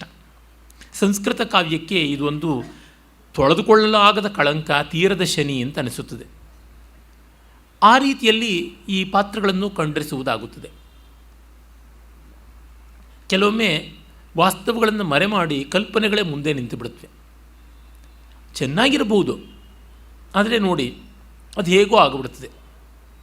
ಆ ಪಾತ್ರದ ಮಾರ್ಧವವನ್ನು ಮುಂದೆ ಮಾಡೋಕ್ಕೆ ಹೋಗಿ ವಾಸ್ತವದ ಕ್ರೌರ್ಯ ನಮ್ಮಿಂದ ಮರೆಯಾಗುತ್ತದೆ. ಸೀತಾಪಹರಣ ರಾವಣ ಮಾಡಿದಾಗ ಸೀತೆಯನ್ನು ಎಳೆದುಕೊಂಡು ಭುಜದ ಮೇಲೆ ಹಾಕ್ಕೊಂಡು ಹೋದ, ಅವಳ ಬೆನ್ನಿಂದ ಹಿಡ್ಕೊಂಡು ತೊಡೆ ಕೆಳಗೆ ಕಾಲು ಹಾಕಿ ಬೆನ್ನ ಮೇಲೆ ಹೊತ್ತುಕೊಂಡು ಹೋದ ಅಂತಲೇ ವಾಲ್ಮೀಕಿ ರಾಮಾಯಣದಲ್ಲಿ ಬರುತ್ತದೆ. ಆಮೇಲಿನ ರಾಮಾಯಣಗಳಲ್ಲಿ, ನಮ್ಮ ರಾಮಾಯಣ ಕಥೆಯಲ್ಲೆಲ್ಲ ಸೀತೆಯ ಪಾವಿತ್ರ್ಯವನ್ನು ಕಾಪಾಡಬೇಕು ಅಂತ ಪಾಪ ಈ ಕವಿಗಳಿಗೆ, ವ್ಯಾಖ್ಯಾತೃಗಳಿಗೆ, ಕಲಾವಿದರಿಗೆ ಎಷ್ಟು ಹಪಹಪಿ ಇದೆ ಅಂದರೆ ಮುಟ್ಟಿಬಿಟ್ರೆ ಕಷ್ಟ ಅಂತ ಹೇಳಿಬಿಟ್ಟು ನೆಲವನ್ನೇ ತೆಗೆದುಕೊಂಡು ಹೊರಟೋಗ್ಬಿಟ್ಟ ಅಂತ. ಈ ತಾಯ್ಮಣ್ಣಿನ ಸಮೇತ ಗಿಡವನ್ನು ಬೆಳಗಿಸ್ಕೊಂಡು ಹೋಗ್ತಾರಲ್ಲ, ಆ ರೀತಿ ಸಂಜೀವನಿ ಪರ್ವತವನ್ನು ಹನುಮಂತ ಎತ್ಕೊಂಡು ಬರೋದಕ್ಕೆ ಸಿದ್ಧನಾದ ಬಗೆಯಲ್ಲಿ ರಾವಣನ ಸೀತೆಯನ್ನು ಹಾಗೆ ಎತ್ಕೊಂಡು ಹೋದಿದ್ದು ಅಂತ. ಇನ್ನೂ ಮಡಿ ಇರ್ಬೋದಲ್ಲ, ಸೀತೆ ಮುಟ್ಟಿದ ನೆಲವೂ ಕೂಡ ಪವಿತ್ರ, ಆ ನೆಲವು ಸುಟ್ಟೋಗುತ್ತೆ ಅಂತ ಅತಿರೇಕ ಮಾಡಿದ್ರೆ ಚೆನ್ನಾಗಿದೆ ಸೀತೆಯ ಪಾತಿವ್ರತ್ಯಕ್ಕೆ ಒಂದು ಸಂಕೇತವಾಗಿ. ಆದರೆ ಆ ಸೀತೆಯನ್ನು ಹಾಗೆ ಎತ್ತುಕೊಂಡು ಹೋದ ಅನ್ನೋದನ್ನು ಮಡಿವಂತಿಕೆ ಸಹಿಸೋದಿಲ್ವಲ್ಲ, ಅದಕ್ಕೆ ನಾವು ಏನು ಮಾಡೋಣ?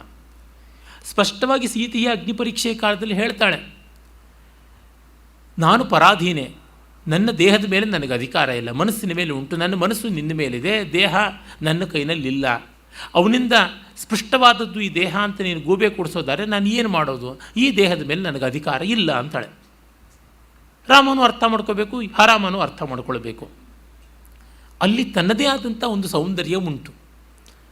ಇದನ್ನು ಮರೆಸುವಂತೆ ನಾವು ಭೀಮಸೇನನ್ನು ಸರ್ವೋತ್ತಮ ಅಂತ ಮಾಡುವುದು. ಬನ್ನಂಜೆ ಗೋವಿಂದಾಚಾರ್ಯರು ಭೀಮಸೇನ ಅಂತ ಒಂದು ಕೃತಿಯನ್ನೇ ಬರೆದಿದ್ದಾರೆ. ಅಲ್ಲಿ ಮತ್ತೆ ಭೀಮಸೇನಲ್ಲಿ ಹೀ ಮ್ಯಾನ್, ಹೀ ಗಾಡ್, ಹೀ ಫಿಲಾಸಫರ್ ಅಂತ ಹೀ ಹೀ ಹೀ ಅಂತೆಲ್ಲ ಸರಿಸ್ಬಿಟ್ರೆ ಆ ಪಾತ್ರ ನಗಪಾಟ್ಲಿಗೀಡಾಗ್ಬಿಡುತ್ತೆ. ನಮ್ಮ ಮತಾಚಾರ್ಯರನ್ನೋ ಮತ್ತೊಂದೋ ನಮ್ಮ ವ್ಯಕ್ತಿತ್ವವನ್ನು ಇಟ್ಟುಕೊಂಡು ಮಾಡೋಕ್ಕೆ ಹೋದರೆ ಅಲ್ಲಿ ಆಗುವುದಿಷ್ಟೇ. We should not become advocates for a character, we should become connoisseurs of a character. ಅಡ್ವೊಕೇಟ್ಗೆ ಸುಳ್ಳನ್ನು ಸತ್ಯ ಮಾಡಬೇಕಾದ ಬಾಧ್ಯತೆ ಇದೆ, ಕನಾಷರ್ಗೆ ಅಲ್ಲ. ನಾವು ಪೇಂಟರ್ ಕೆಲಸ ಮಾಡ್ತಾ ಇಲ್ಲ, ನಾವು ಪೇಂಟಿಂಗನ್ನು ನೋಡೋವನ ಕೆಲಸ ಮಾಡ್ತಾಯಿದ್ದೀವಿ. ಪೇಂಟರ್ಗೆ ಇಡೀ ಗೋಡೆನ ಒಂದು ಬಣ್ಣ ಮಾಡಬೇಕು ಅಂತಿರುತ್ತೆ. ಅರೆ ಪೇಂಟಿಂಗನ್ನು ನೋಡೋವನಿಗೆ ಎಲ್ಲ ಬಣ್ಣಗಳನ್ನು ಬಳಿತಕ್ಕಂಥ ಕೆಲಸ ಅವನಿಗಿಲ್ಲ, ರಾಡಿಯನ್ನು ಒಂದೇ ಮಾಡುವಂಥದ್ದು ಅಲ್ಲ. ಹೀಗಾಗಿ ಮತ್ತೆ ಮತ್ತೆ ಈ ಥರದ್ದನ್ನೆಲ್ಲ ಕಾಣಿಸುವಂಥದ್ದು. ಅರ್ಜುನನಿಗೆ ಗೀತೋಪದೇಶ ಬೇಕಾಯಿತು, ಆದರೆ ಭೀಮನಿಗೆ ಬೇಕಾಗಲಿಲ್ಲ, ಅದಕ್ಕೆ ಅವನು ಜ್ಞಾನಿ ಆಗಿದ್ದ ಅಂತ. ಸ್ವಾಮಿ ಕಲ್ಲಿಗೂ ಬೇಕಾಗಿರಲಿಲ್ಲ, ದುರ್ಯೋಧನಿಗೂ ಬೇಕಾಗಿರಲಿಲ್ಲ, ಶಕುನಿಗೂ ಬೇಕಾಗಿರಲಿಲ್ಲ, ಯಾರಿಗೂ ಬೇಕಾಗಿರಲಿಲ್ಲ, ಅರ್ಜುನಿಗೆ ಮಾತ್ರ ಬೇಕಾಯಿತು. ಹೀಗಾಗಿ ಈ ಥರದ ಚಮತ್ಕಾರಗಳನ್ನು ಮಾಡೋದು ಅಗ್ಗವಾಗಿ ಬಿಡ್ತದೆ, ಅದು ಯುಕ್ತವಾಗಿ ಕಾಣೋದಿಲ್ಲ. ಅವನು ಜ್ಞಾನಿ ಆಗಿಬಿಟ್ಟಿದ್ದ ಅಂತ. ಜ್ಞಾನಿಯಾಗಿದ್ದರೆ ಮೊದಲೇ ಆ ಚಟ್ ಅಂತ ತೆಗೆದು ಬಿದ್ದ, ಸಶರೀರವಾಗಿ ಸ್ವರ್ಗಕ್ಕೆ ಹೋಗಬೇಕಲ್ವ. ಹೀಗಾಗಿ ಅವನ್ನ ಸಹಜವಾಗಿ ನೋಡಿದಾಗ ಸೌಂದರ್ಯ ಉಂಟು. If you turn out all oranges into grapes, the world will be left with no oranges, that's all, nothing more. ನಾವು ಈ ಥರ ಮಾಡಬಾರ್ದು. ಅದು ಅಲ್ಲಿರ್ತಕ್ಕಂಥದ್ದೊಂದು ಹಿಡನ್ ಅಜೆಂಡಾ ಇರ್ತದೆ ಅಂಥ ಕೆಲಸಗಳಲ್ಲೆಲ್ಲ. ಅದು ಯಾರು ಮಾಡಿದ್ರು ಎಲ್ಲಿ ಮಾಡಿದ್ರು ಅಷ್ಟೇ. ಅದೇ ರೀತಿಯಲ್ಲಿ ಲಕ್ಷ್ಮಣನನ್ನು ಮಹಾಪವಿತ್ರ ಮೂರ್ತಿ, ಒಂದು ಚೂರೂ ತಪ್ಪು ಮಾಡದೇ ಇದ್ದವನು, ಬಹಳ ನಯ ಸೌಜನ್ಯ ಎಲ್ಲ ಇತ್ತು ಅಂತ. ನಿಜ ಇತ್ತು, ಆದರೆ ಸ್ವಲ್ಪ ದುಡುಕ್ತನವೂ ಇತ್ತು. ಆ ದುಡುಕ್ತಾನೆ ತುಂಬ ಆಕರ್ಷಕವಾಗಿ ಕಾಣಿಸುತ್ತೆ. ಒಂದು ರೀತಿ ಆ್ಯಂಗ್ರಿ ಯಂಗ್ ಮ್ಯಾನಾಗಿ ಕಾಣಿಸ್ತಾನೆ. ಅದನ್ನು ನೀವು ಯಾಕೆ ಎಂಜಾಯ್ ಮಾಡೋದಿಲ್ಲ? BGL ಸ್ವಾಮಿಯವರು ಹೇಳ್ತಾರೆ, ನಮ್ಮ ಜನಕ್ಕೆ ಸಪೋಟ ಅಂತ ತಂದು ಕೊಟ್ಟರು, ಸೀಬೆಕಾಯಿನ ತಂದು ಕೊಟ್ಟರು, ದ್ರಾಕ್ಷಿನ ತಂದು ಕೊಟ್ಟರು, ಎಲ್ಲವನ್ನು ಗೊಜ್ಜು ಮಾಡಬೇಕು, ಚಟ್ನಿ ಮಾಡಬೇಕು, ಹುಳಿ ಮಾಡಬೇಕು, ಅದು ಬಿಟ್ಟು ಬೇರೆ ತೋಚೋದೇನೇ ಇಲ್ಲ ಇವರಿಗೆ ಅಂತ ಹೇಳಿಬಿಟ್ಟು. ಆ ಹಣ್ಣಿಗೆ, ಆ ತರಕಾರಿಗೆ ಅದರದ್ದೇ ಆದಂಥ ಪರಿಮಳ ಇರುತ್ತೆ. ಎಲ್ಲದಕ್ಕೂ ಒಂದೇ ಜಿಂಜರ್ ಗಾರ್ಲಿಕ್ ಪೇಸ್ಟ್ ಮಾಡಿಬಿಟ್ಟು ಎಲ್ಲವನ್ನು ಬಳ್ದಿಟ್ಬಿಡೋದು, ಮುಗಿದೋಯ್ತಲ್ಲ ಕಥೆ. ಯಾಕೆ ಮಾಡಬೇಕು ಅದು ಅಂತ ಅವ್ರು ಅಂತಾರೆ. ಹೀಗಾಗಿ ಆ ಪಾತ್ರಗಳಲ್ಲಿ ಓರೆ ಕೋರೆ ಇದ್ದರೆ ನೋಡೋಣ. ಹೇಳುವ ನಮ್ಮಲ್ಲೇ ಇರುವಾಗ ಆ ಪಾತ್ರದಲ್ಲಿ ಇದ್ದರೆ ಎಷ್ಟು, ಬಿಟ್ಟರೆ ಎಷ್ಟು. ಅಲ್ಲೆಲ್ಲ ಬರುವುದೇನೆಂದರೆ ನಾನು ಮೆಚ್ಚಿದ ಪಾತ್ರವಾದ್ದರಿಂದ ಅದು ನಿರ್ದುಷ್ಟವಾಗಿರಬೇಕು ಅಂತ. ಅದು ಸಾಧ್ಯವಿಲ್ಲ. ನಿರ್ದುಷ್ಟವಾದ ಪಾತ್ರಗಳಿಂದ ಕಥೆ ನಡೆಯೋದಿಲ್ಲ. Unless you have an imbalance, no action can go on. ನಾನು ನಿಲ್ಲಬೇಕು ಅಂದರೆ ನನ್ನ ಗುರುತ್ವಾಕರ್ಷಣ ಕೇಂದ್ರ ಬದಲಾಗಬೇಕು. I should change my centre of gravity position. ಆಗಲೇ ನಾನು ನಿಲ್ಲೋಕ್ಕಾಗೋದು, ಆಗಲೇ ನಾನು ಬಗ್ಗೋಕ್ಕಾಗೋದು, ತಿರುಗೋಕ್ಕಾಗೋದು. ಇದರ ಹೆಣ ಆಗಿಬಿಡ್ತೀನಿ ಅಷ್ಟೇ. ತ್ರಿಗುಣಗಳ ಸಮತ್ವದಿಂದ ಪ್ರಳಯ ಆಗುತ್ತದೆಯೇ ಹೊರತು ಸೃಷ್ಟಿ ಆಗೋದಿಲ್ಲ. ತ್ರಿಗುಣಗಳ ಏರುಪೇರಿನಿಂದಲೇ ಸೃಷ್ಟಿ. ಹೀಗಾಗಿ ಆ ಮಧ್ಯಕಾಲದಲ್ಲಿ ಯಾವುದೋ ವ್ಯಾಖ್ಯಾನಕಾರರು, ಮತ್ತೊಬ್ಬರು ಕವಿಗಳು, ವಿದ್ವಾಂಸರು ಏನೋ ಮಾಡಿಕೊಂಡ್ರು ಅಂದರೆ ಅದನ್ನು ಈ ಕಾಲಕ್ಕೂ ತಂದು ಪರ್ಪೆಚೇಟ್ ಮಾಡ್ಕೊಳ್ತೀವಿ ಅಂತಂದರೆ ಆ ಕಾಲಕ್ಕೆ ನೀವು ಹೋಗಿ ಅಂತ ಅನ್ನಬೇಕು. ಆ ಫ್ಯೂಡಲ್ ಸೊಸೈಟಿ ಬಿಟ್ಟು ಬೇರೆ ಯಾವುದು ಅಲ್ಲ ಅಂತ ಅನ್ನಬೇಕಾಗುತ್ತದೆ. ಆದರೆ ಇಲ್ಲಿ ಒಂದು ಗಮನದಲ್ಲಿಡಬೇಕು, ಈ ರೀತಿಯ ಲೋಪದೋಷಗಳನ್ನು ಹುಡುಕಿಕೊಂಡೇ ಹೋಗುವಂಥದ್ದು ಒಂದು ಚಾಳಿಯಾಗಿದೆ. ಅದು ನಮ್ಮ ಸೋಕಾಲ್ಡ್ ಲಿಬರಲಿಸ್ಟ್ ಅಂತನ್ನೋರು ಮತ್ತು ಸೋಕಾಲ್ಡ್ ಸೆಕ್ಯುಲರಿಸ್ಟ್ಗಳಲ್ಲಿ ಇರತಕ್ಕಂಥದ್ದು, ಸೋಕಾಲ್ಡ್ ಬುದ್ಧಿಜೀವಿಗಳಲ್ಲಿ ಇರತಕ್ಕಂಥದ್ದು. ಏನಿದ್ರೂ ಹದ್ದಿಗೆ ಹೆಣದ ಮೇಲೆ ದೃಷ್ಟಿ ಅಂತ ತಪ್ಪುಗಳನ್ನೇ ಕಾಣಬೇಕು ಅಂತ. ಅದರಿಂದಲೂ ಏನು ಪ್ರಯೋಜನ ಆಗೋದಿಲ್ಲ. ಸನಾತನ ಧರ್ಮದ ಲೋಪದೋಷಗಳನ್ನೇ ತೋರಿಸ್ಬೇಕು ಅಂತ, ಅದು ಬಿಟ್ಟು ಮತ್ತೆ ಯಾವುದೂ ಅಲ್ಲ ಅಂತ ಹೋಗ್ತಾರೆ. ಹೀಗೆ ಎರಡು ಎಕ್ಸ್ಟ್ರೀಮ್ಸ್ ಮಧ್ಯದಲ್ಲಿ ಧರ್ಮಸ್ಯ ತತ್ವಂ ನಿಹಿತಂ ಗುಹಾಯಾಮ್ ಅನ್ನುವ ಸ್ಥಿತಿ ಬಂದುಬಿಡುತ್ತದೆ. ಭೀಮನನ್ನಾಗಲಿ ಭೀಷ್ಮನನ್ನಾಗಲಿ ಯಾರನ್ನಾಗಲಿ ಹಾಗೆ ನೋಡಬಾರ್ದು. ಭೀಷ್ಮನ ಪಕ್ಕ ಆಚಾರ್ಯ ಅಂತಿದ್ದ ತಕ್ಷಣವೇ ಅವನು ಮಾಧ್ವ ಅಂತಲೋ, ಅವನು ಶ್ರೀವೈಷ್ಣವ ಅಂತಲೋ, ಅವನು ಅಕ್ಸಾಲಿಗ ಅಂತಲೋ ಭಾವಿಸ್ಕೊಂಡ್ಬಿಟ್ಟು ಅವನು ಪರಿಪೂರ್ಣನಾಗಿರಬೇಕು ಅಂತ ಮಾಡಿದ್ರೆ ಗತಿ ಏನಾಗುತ್ತೆ? ನನಗೆ ಸರ್ನೇಮೇ ಇಲ್ಲ, ನನ್ನಂತ ಅವನ ಗತಿ ಏನಾಗಬೇಕಾಗುತ್ತೆ? ನಾನು ದುರ್ಯೋಧನ ಜೊತೆ ಸೇರಲ್ಲ, ಕೃಷ್ಣನ ಜೊತೆ ಸೇರಲ್ಲ. ಹೀಗಾಗಿ ಅವುಗಳನ್ನೆಲ್ಲ ನಮ್ಮವರು ಅಂತಂದರೆ ಅವೆಲ್ಲವೂ ನಮ್ಮವರೇ. ಒಂದು ಬಿಡದಂತೆ ಇಡೀ ಮಹಾಭಾರತದ ಪಾತ್ರಗಳ ಅಷ್ಟೋ ಇಷ್ಟೋ ಅಂಶ ನಮ್ಮಲ್ಲಿರುತ್ತೆ. ಹಾಗಿದ್ದಾಗ ಆ ಪಾತ್ರಗಳನ್ನು ಎಲ್ಲವನ್ನೂ ನಮ್ಮೊಳಗೆ ಇಟ್ಕೊಂಡಿದ್ದರಿಂದಲೇ ನಾವು ಇಡೀ ಕಥೆಯನ್ನು ಇಷ್ಟಪಡ್ತಾ ಇದ್ದೀವಿ. ಇಷ್ಟಿಷ್ಟು ಮಾತ್ರಕ್ಕೆ ಅಷ್ಟಷ್ಟು ಮಾತ್ರಕ್ಕೆ ವ್ಯತ್ಯಾಸವಾಗ್ತಾ ಇರ್ತದೆ ಅನ್ನೋದನ್ನು ನೋಡೋಣ. ಈಗ ಭೀಮನ ಬದಿಗೆ ಬಂದಾಗ ಅವನು ದುರ್ಯೋಧನ ಹುಟ್ಟಿದ ದಿವಸವೇ ಹುಟ್ಟಿದ. ಪ್ರಾಯಶಃ ಒಂದೇ ನಕ್ಷತ್ರದವರು, ಒಂದೇ ರಾಶಿಯವರು ಅಂತಲೂ ಅನಿಸುತ್ತದೆ. ಚಲಲಗ್ನದಲ್ಲಿ ಹುಟ್ಟಿದರೆ ಗತಿಯೇನೋ, ಆದರೆ ಒಂದೇ ಜಾತಕ ಹೆಚ್ಚು ಕಡಿಮೆ ಇದ್ದರೂ ಬದುಕು ಎಷ್ಟು ಬೇರೆಯಾಗಿರುತ್ತದೆ ಅನ್ನೋದಕ್ಕೆ ಇದೊಂದು ನಿದರ್ಶನ. ಜ್ಯೋತಿಷಾಸ್ತ್ರಕ್ಕೆ ಒಂದು ಸವಾಲು ಅಂತಲೂ ಹೇಳಬಹುದು. ಹಗಲು ಹುಟ್ಟಿದ್ದು ಭೀಮ, ഇരുಳು ಹುಟ್ಟಿದ್ದು ದುರ್ಯೋಧನ. ಜಾಗ ಮಾತ್ರ ಬದಲಾಯಿಸುತ್ತದೆ. ಹಾಗಾಗಿ ಕುಂಡಲಿ ವ್ಯತ್ಯಾಸ ಇದ್ದಿರಬಹುದು. ಅಂದರೆ ಬದುಕು ನಾವು ಮಾಡಿಕೊಂಡಂತೆ ಅನ್ನುವುದು ಒಂದು ಅಂಶದ ಸತ್ಯ. ಇನ್ನೊಂದು ಅದು ಬಂದಂತೆ ಎನ್ನುವುದು ಹೌದು. ಎರಡು ದೈವ ಪುರುಷಕಾರ ಸೇರಿ ಆಗುವಂಥದ್ದು. ಅದನ್ನು ಮಹಾಭಾರತ ಮತ್ತೆ ಮತ್ತೆ ತಿಳಿಸುತ್ತದೆ. ದೈವದ ಮೇಲೆ ನಮ್ಮ ಹತೋಟಿ ಇಲ್ಲದ ಕಾರಣ ಪುರುಷಕಾರದಲ್ಲಿ ಪ್ರಯತ್ನ ಇಡು, ಆದರೆ ವೈಫಲ್ಯ ಬಂದಾಗ ದೈವ ಅನ್ನುವುದು ಅನುಲ್ಲಂಘ್ಯ ಅಂತ ಭಾವಿಸಿಕೊಂಡು ಸಮಾಧಾನಕ್ಕೆ ತಂದುಕೋ ಅಂತ ಹೇಳುತ್ತದೆ. ಇವನು ಚಿಕ್ಕವನಾಗಿದ್ದಾಗಲೇ ಬಹಳ ಸಮರ್ಥ ಶಕ್ತಿಶಾಲಿಯಾಗಿದ್ದ ಅಂತ ಗೊತ್ತಾಗುತ್ತೆ. ಹೇಳಿ ಕೇಳಿ ಎಲ್ಲರಿಗೂ ಪ್ರಾಣವನ್ನೇ ಕೊಡತಕ್ಕಂಥ, ಜೀವವನ್ನೇ ತುಂಬಿಸಿಕೊಡ್ತಕ್ಕಂಥ ವಾಯುವಿನ ಅಂಶ. ಉಪನಿಷತ್ತುಗಳಲ್ಲಿ ಪ್ರಾಣ ಅನ್ನುವುದು ತಾನು ಮಿಕ್ಕ ಇಂದ್ರಿಯಗಳ ಜೊತೆಗೆ ಮೇಲಾಟ ಮಾಡಿದಾಗ ಮಿಕ್ಕ ಇಂದ್ರಿಯಗಳೆಲ್ಲ ಒಂದೊಂದು ವರ್ಷ ಎಲ್ಲವೂ ಫ್ರೆಂಚ್ ಲೀವ್ ಹಾಕಿ ಹೊರಟವು. ಆದರೂ ದೇಹಯಾತ್ರೆ ನಡೀತಾ ಇತ್ತು. ಪ್ರಾಣ ನಾನು ಹೊರಡ್ತೀನಿ ಅಂತ ಹೊರಟ ತಕ್ಷಣವೇ ಮಿಕ್ಕ ಇಂದ್ರಿಯಗಳು ನಾವಿನ ಬದುಕೋಕ್ಕಾಗಲ್ಲ ಅಂತ ಹಿಡಿದು ಎಳೆದು ನೀನೇ ದೊಡ್ಡವನು, ನೀನೇ ಇಂದ್ರಿಯ ಜ್ಯೇಷ್ಠ ಅಂತ ಹೇಳಿದ್ದು ಅಂತ. ಈ ರೀತಿಯಾದ ಜಗತ್ಪ್ರಾಣ ಸ್ವರೂಪಿಯಾದ್ದರಿಂದ ಬಲ, ಉತ್ಸಾಹ, ಪರಾಕ್ರಮ ಇವೆಲ್ಲ ಅತಿಶಯವಾಗಿ ಕಾಣಿಸುತ್ತದೆ. If at all you can have a very good person of confidence in your life, it is Bhima ಅಂತ ಅನಿಸುತ್ತದೆ. ಕೃಷ್ಣ ಸರ್ವೋತ್ತಮ, ಎಲ್ರಿಗೂ ಸಿಗಬೇಕಲ್ಲ.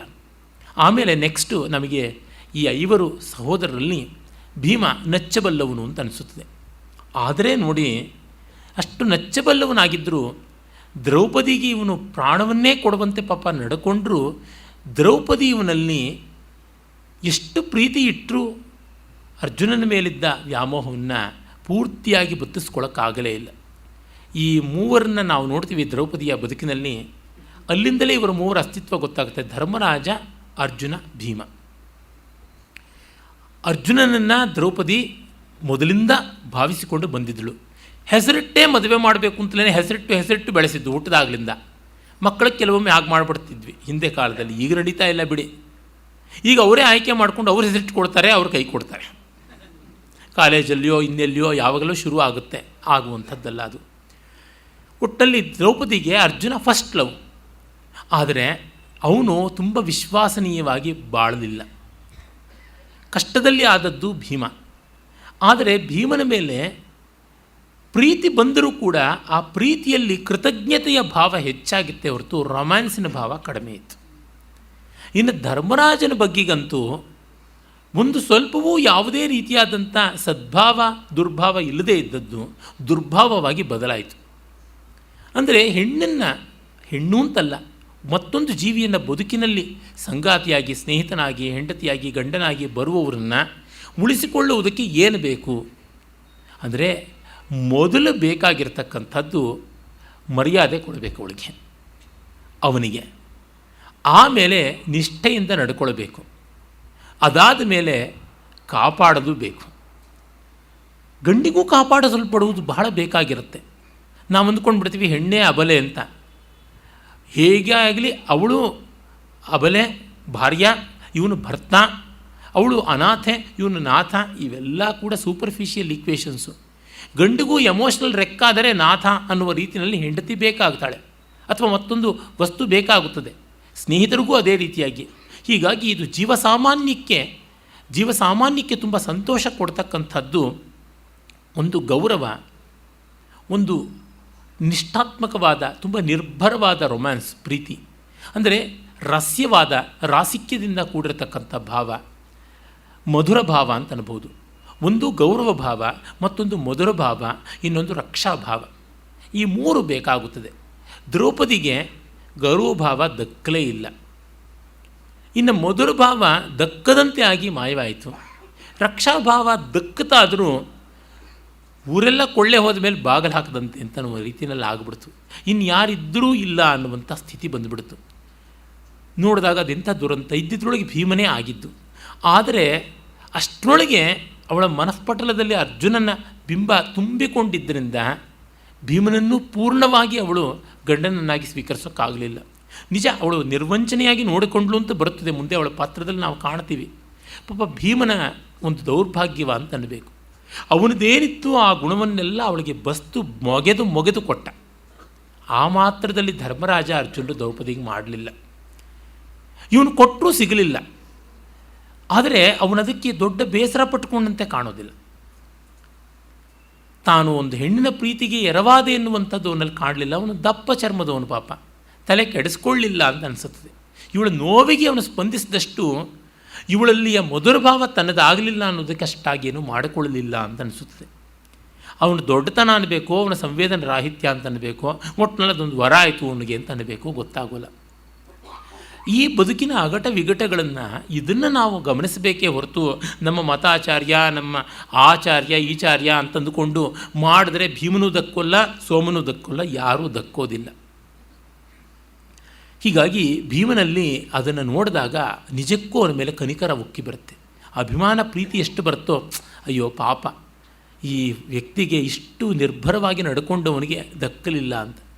ಆದರೆ ಏನು ಮಾಡೋದು, ಪ್ರೀತಿನ ಹಿಂಗೆ ಎತ್ತುಕೊಡೋಕ್ಕಾಗತ್ತೆ, ಆಗಬೇಕು ಅಷ್ಟೇ. ಅರ್ಜುನ ಖದೀಮ ಪ್ರೀತಿಯನ್ನು ದಕ್ಕಿಸ್ಕೊಂಡ. ದ್ರೌಪದಿ ಪ್ರೀತಿ ಅವನ ಮೇಲೆ ಇತ್ತು. ಆದರೆ ಇವನು ಅದನ್ನು ಅವಳಿಗೆ ಕೊಡಲಿಲ್ಲ, ಆ ಮಧುರ ಭಾವವನ್ನು ಕೊಡಲಿಲ್ಲ. 16 ಕಡೆ ಹರಿದು ಹಂಚು ಹೋಗ್ಬಿಡ್ತು. ಮತ್ತು ಧರ್ಮರಾಜನಿಗೆ ಒಂದು ಸ್ವಲ್ಪ ಆ ಕಾರಣದಿಂದಲೇ ಸಾಧುವಾದ ಮಾಡಿದ. ಅವನಿಗೆ ಎಕ್ಸ್ಕ್ಲೂಸಿವ್ ಆಗಿರೋದ್ರೊಳಗೆ ಅರ್ಜುನಿಗೆ ಇಷ್ಟ. ಕೆರಿಯರಿಸ್ಟ್ಗಳಿಗೆಲ್ಲ ತುಂಬ ಎಕ್ಸ್ಕ್ಲೂಸಿವಿಟಿ ಇಷ್ಟ. ದ್ರೌಪದಿ ಎಕ್ಸ್ಕ್ಲೂಸಿವ್ ಆಗಲಿಲ್ಲ. ಅದಕ್ಕೆ ಸುಭದ್ರೇನ, ಉಲೂಪಿನ, ಚಿತ್ರಾಂಗದೇನ ಅಂತ ಒಂದು ರಾಶಿ ಜನ ನೋಡಿಕೊಂಡ. ಹಾಗೆ ನೋಡಿಕೊಂಡಾಗ 4 ನಡುವಣ ಹಾವು ಸಾಯದು. ಯಾರು ಏನಾದರೆ ಏನು ಅನ್ನುವಂತೆ ಬಂದುಬಿಡುತ್ತದೆ. ಹೀಗಾಗಿ ಅನಪಾಯಿ ದಾಂಪತ್ಯದ ಸಿದ್ಧಿ ದ್ರೌಪದಿಗೆ ಆಗಲಿಲ್ಲ. ಆದರೆ ಅವಳು ಭೀಮನಿಗೆ ಅನ್ಯಾಯ ಮಾಡಿದ್ಲ ಅಂದರೆ ಅನ್ಯಾಯ ಅಂತಲೂ ಹೇಳೋಕ್ಕಾಗೋಲ್ಲ, ಆಗೋಲ್ಲ ಅಷ್ಟೇ. ಅದು ಮಾನವ ಸ್ವಭಾವದ ವ್ಯಕ್ತಿತ್ವದ ಮಿತಿಗಳು. ಅದನ್ನು ಲೋಪ ಅನ್ನೋಣವೇ ಹೊರತು ದೋಷ ಅನ್ನೋಕ್ಕಾಗೋಲ್ಲ.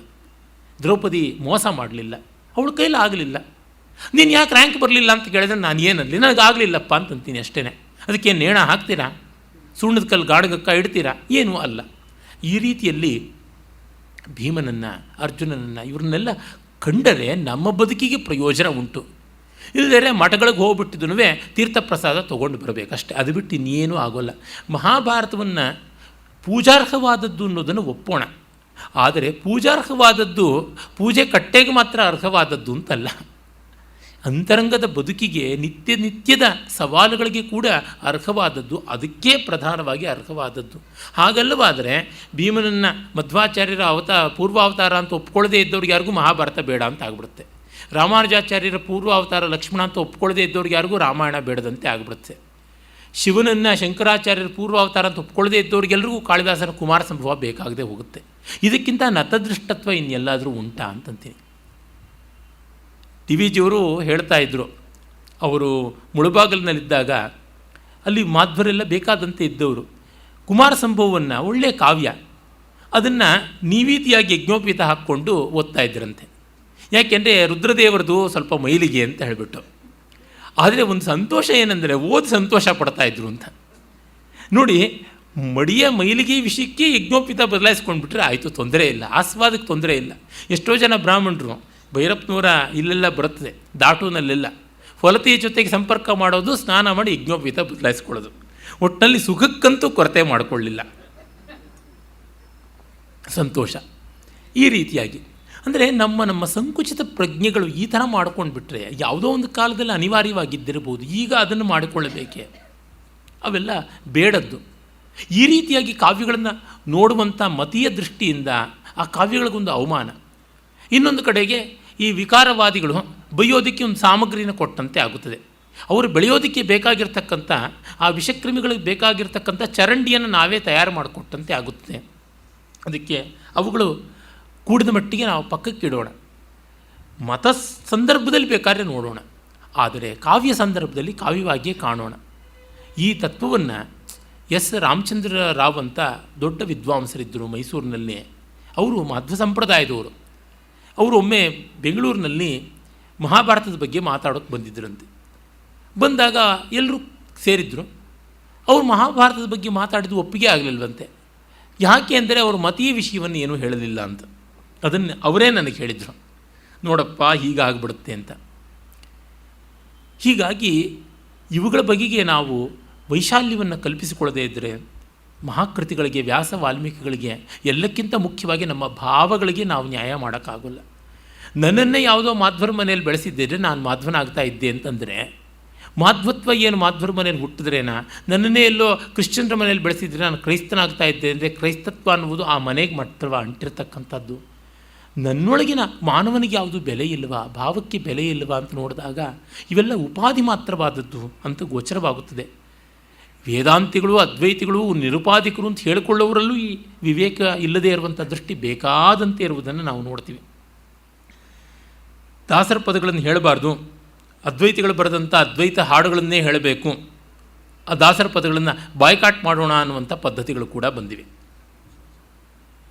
ನಷ್ಟವಾರಿಗೋ ಮರುಳೆ ಅಷ್ಟೆ, ಇನ್ನೇನೂ ಅಲ್ಲ. ನಿಮಗಿಷ್ಟವಾಗದೇ ಇರತಕ್ಕಂಥದ್ದು 8-10 ಚರಣ ಇದ್ದರೆ ಇಡೀ ಸಾಹಿತ್ಯದಲ್ಲಿ ಅದನ್ನು ಪಕ್ಕಕ್ಕಿಡಿ ಸ್ವಾಮಿ, ಬೇರೆದೆಲ್ಲ ಇಲ್ವಾ? ಈಸಬೇಕು ಇದ್ದ ಜಯಿಸಬೇಕು ನಲ್ಲಿ ಏನಿದೆ? ನಗೆ ಬರ್ತಿದೆ ನನಗೆ ನಗೆ ಬರುತ್ತಿದೆ ನಲ್ಲಿ ಏನಿದೆ? ಧರ್ಮವೇ ಜಯವೆಂಬ ದಿವ್ಯ ಮಂತ್ರದಲ್ಲಿ ಏನಿದೆ? ನಿಮಗೆ ಬೇಡದ್ದಾಗಿದೆ. ಎಲ್ಲ ಕಡೆಗಳಲ್ಲಿ ಇವುಗಳನ್ನು ಮಾಡಿ ಕೂತ್ಕೊಂಡಿರೋದಾಗಿದೆ. ವೀರಶೈವರು ಹರಿ ಓಂ ಅಂತ ಆರಂಭ ಮಾಡಿದ್ರೆ ಎಲ್ಲಿ ವಿಷ್ಣು ಸ್ಮರಣೆ ಆಗುತ್ತೋ ಅಂತ ಹರ ಓಂ ಹರ ಅಂತಲೇ ಶುರು ಮಾಡ್ತಾರೆ ವೇದವನ್ನು ಹೇಳಬೇಕು ಅಂತಂದರೆ. ಆಗ ನಿಮಗೆ ಕೃಷ್ಣ ವಿಷ್ಣುವಿನ ಅವತಾರ ಅಂತ ರಾಮಾಯಣದಲ್ಲಿ, ಮಹಾಭಾರತದಲ್ಲೆಲ್ಲ ಇದೆ, ರಾಮ ವಿಷ್ಣುವಿನ ಅವತಾರ ಅಂತಿದೆ. ಅಷ್ಟೂ ಕೂಡ ನಿಮಗೆ ವಿಷ್ಣು ದ್ವೇಷದಿಂದ ಬೇಡವಾಗಿಬಿಟ್ರೆ ಗತಿ ಏನು? ಈ ಮತೀಯ ದೃಷ್ಟಿಗಳನ್ನು ನಾವು ಕೂಡಿದ ಮಟ್ಟಿಗೂ ದೂರ ಇಟ್ಟುಕೊಂಡ್ರೇ ಕಾವ್ಯ ಗೋಚರವಾಗುವುದು. ಕಾವ್ಯ ಪರಮಾರ್ಥ ಸತ್ಯವನ್ನು ಆಹಾರ್ಯ ರೂಪವಾಗಿ ಟ್ರೂತ್ ಆಫ್ ಎಂಬಲಿಷ್ಮೆಂಟ್ ಅನ್ನುವಂತೆ ಹೇಳಕ್ಕೆ ಹೊರಟಿದೆ.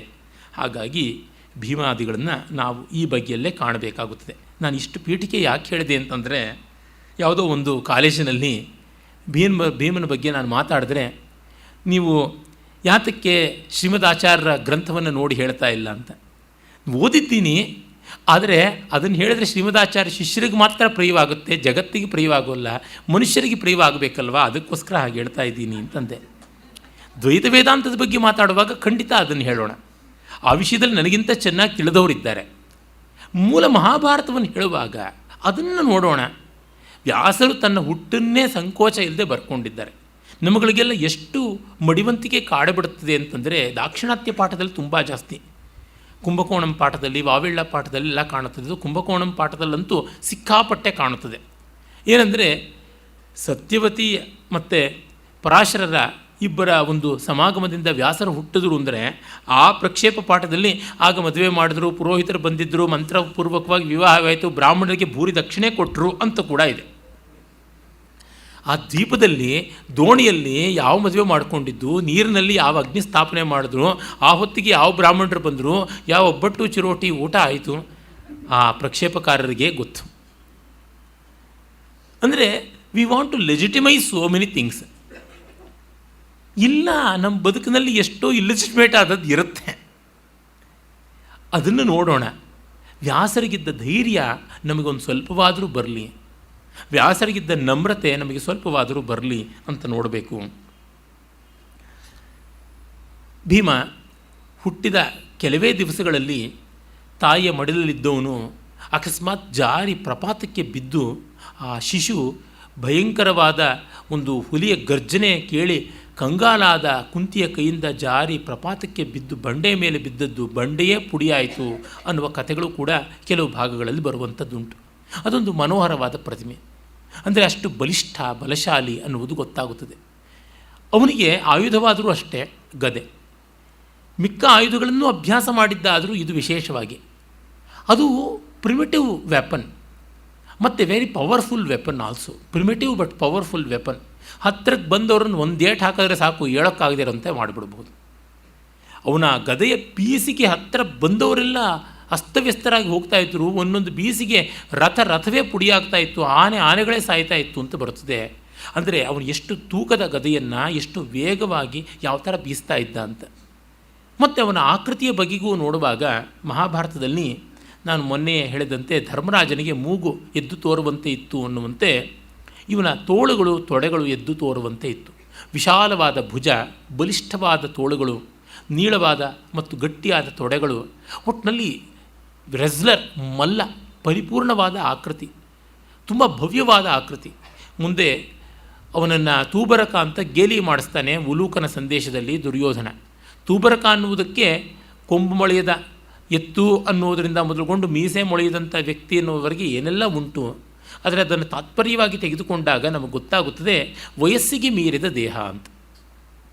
ಅದೇನು ಕೆಟ್ಟ ಗುಣವಲ್ಲ, ಅದೇನು ಬ್ಲೆಮಿಷ್ ಅಲ್ಲ. ವಯಸ್ಸಿಗೆ ಮೀರಿ ದೊಡ್ಡ ದೇಹಾಕೃತಿ ಇತ್ತು, ಆದರೆ ಅದು ವಿಕಾರವಲ್ಲ, ತುಂಬ ಸುಂದರವಾದಂಥದ್ದು. ಸುಂದರ ಅನ್ನೋದಕ್ಕೆ ಮತ್ತು ಪ್ರೆಟ್ಟಿ ಅನ್ನುವ ಅರ್ಥ ಅಲ್ಲ, ಸಬ್ಲೈಮ್ ಅನ್ನುವ ಅರ್ಥದಲ್ಲಿ ಹೇಳ್ತಾ ಇದ್ದೀನಿ. ಚಾಕ್ಲೇಟ್ ಹೀರೋಗಳ ಥರ ಇರಲಿಲ್ಲ ಅವನು, ಅಷ್ಟೇ. ಅದ್ಭುತವಾದ, ನಿಜವಾದ, ವೀರೋಚಿತವಾದ ರೀತಿಯಲ್ಲಿ ಅವನಿದ್ದವನು. ದೃಢವಾದಂಥ ವ್ಯಕ್ತಿತ್ವ. ಮತ್ತು ಕುಂತಿಯನ್ನು ಹೆಚ್ಚಾಗಿ ಕರ್ಣ ಹೋಲ್ತಾ ಇದ್ದ ಅಂತ ಗೊತ್ತಾಗುತ್ತದೆ. ವಿಶೇಷವಾಗಿ ಕಣ್ಣು ಮತ್ತು ಮುಖಚಹರೆ ಹಾಗೂ ಪಾದಗಳ ಆಕಾರದಲ್ಲಿ ಕುಂತಿಗೆ ಅವನು ಹೆಚ್ಚು ಹತ್ತಿರ ಬರ್ತಾ ಇದ್ದ ಅನ್ನುವಂಥದ್ದು ಕಾಣಿಸಿಕೊಳ್ಳುತ್ತದೆ. ಇದು ಕೆಲವು ಪ್ರಕ್ಷೇಪ ಪಾಠಗಳಲ್ಲಿ ಕಾಣಿಸ್ಕೊಳ್ತದೆ ಈ ರೀತಿಯಾದಂಥ ಪಿಕ್ಚರು. ಇನ್ನು ಭೀಮನ ವ್ಯಕ್ತಿತ್ವದಲ್ಲಿ ನೋಡುವಾಗ, ಅವನ ಆಳ್ತನದಲ್ಲಿ ನೋಡುವಾಗ ಒಳ್ಳೆ ಬಂಗಾರದ ಬಣ್ಣ ಅಂತ. ಧರ್ಮರಾಜನಿಗೂ ಅದೇ ಫೇರ್ ಪರ್ಸ್ನಾಲಿಟಿ ಅಂತ, ಆದರೆ ಅರ್ಜುನ ಮೋಸ್ಟ್ ಫೇರ್ ಅಂತ. ಅತ್ಯಂತ ಸುಂದರವಾದ ದೇಹವರ್ಣ ಇತ್ತು, ಗೌರವರ್ಣ ಇತ್ತು ಅವನಿಗೆ. ಅರ್ಜುನನ ಹೆಸರಿಗೆ ಅದೇ ಉಪಲಕ್ಷಣ ಅಂತಲೂ ಕೂಡ ಗೊತ್ತಾಗುತ್ತದೆ.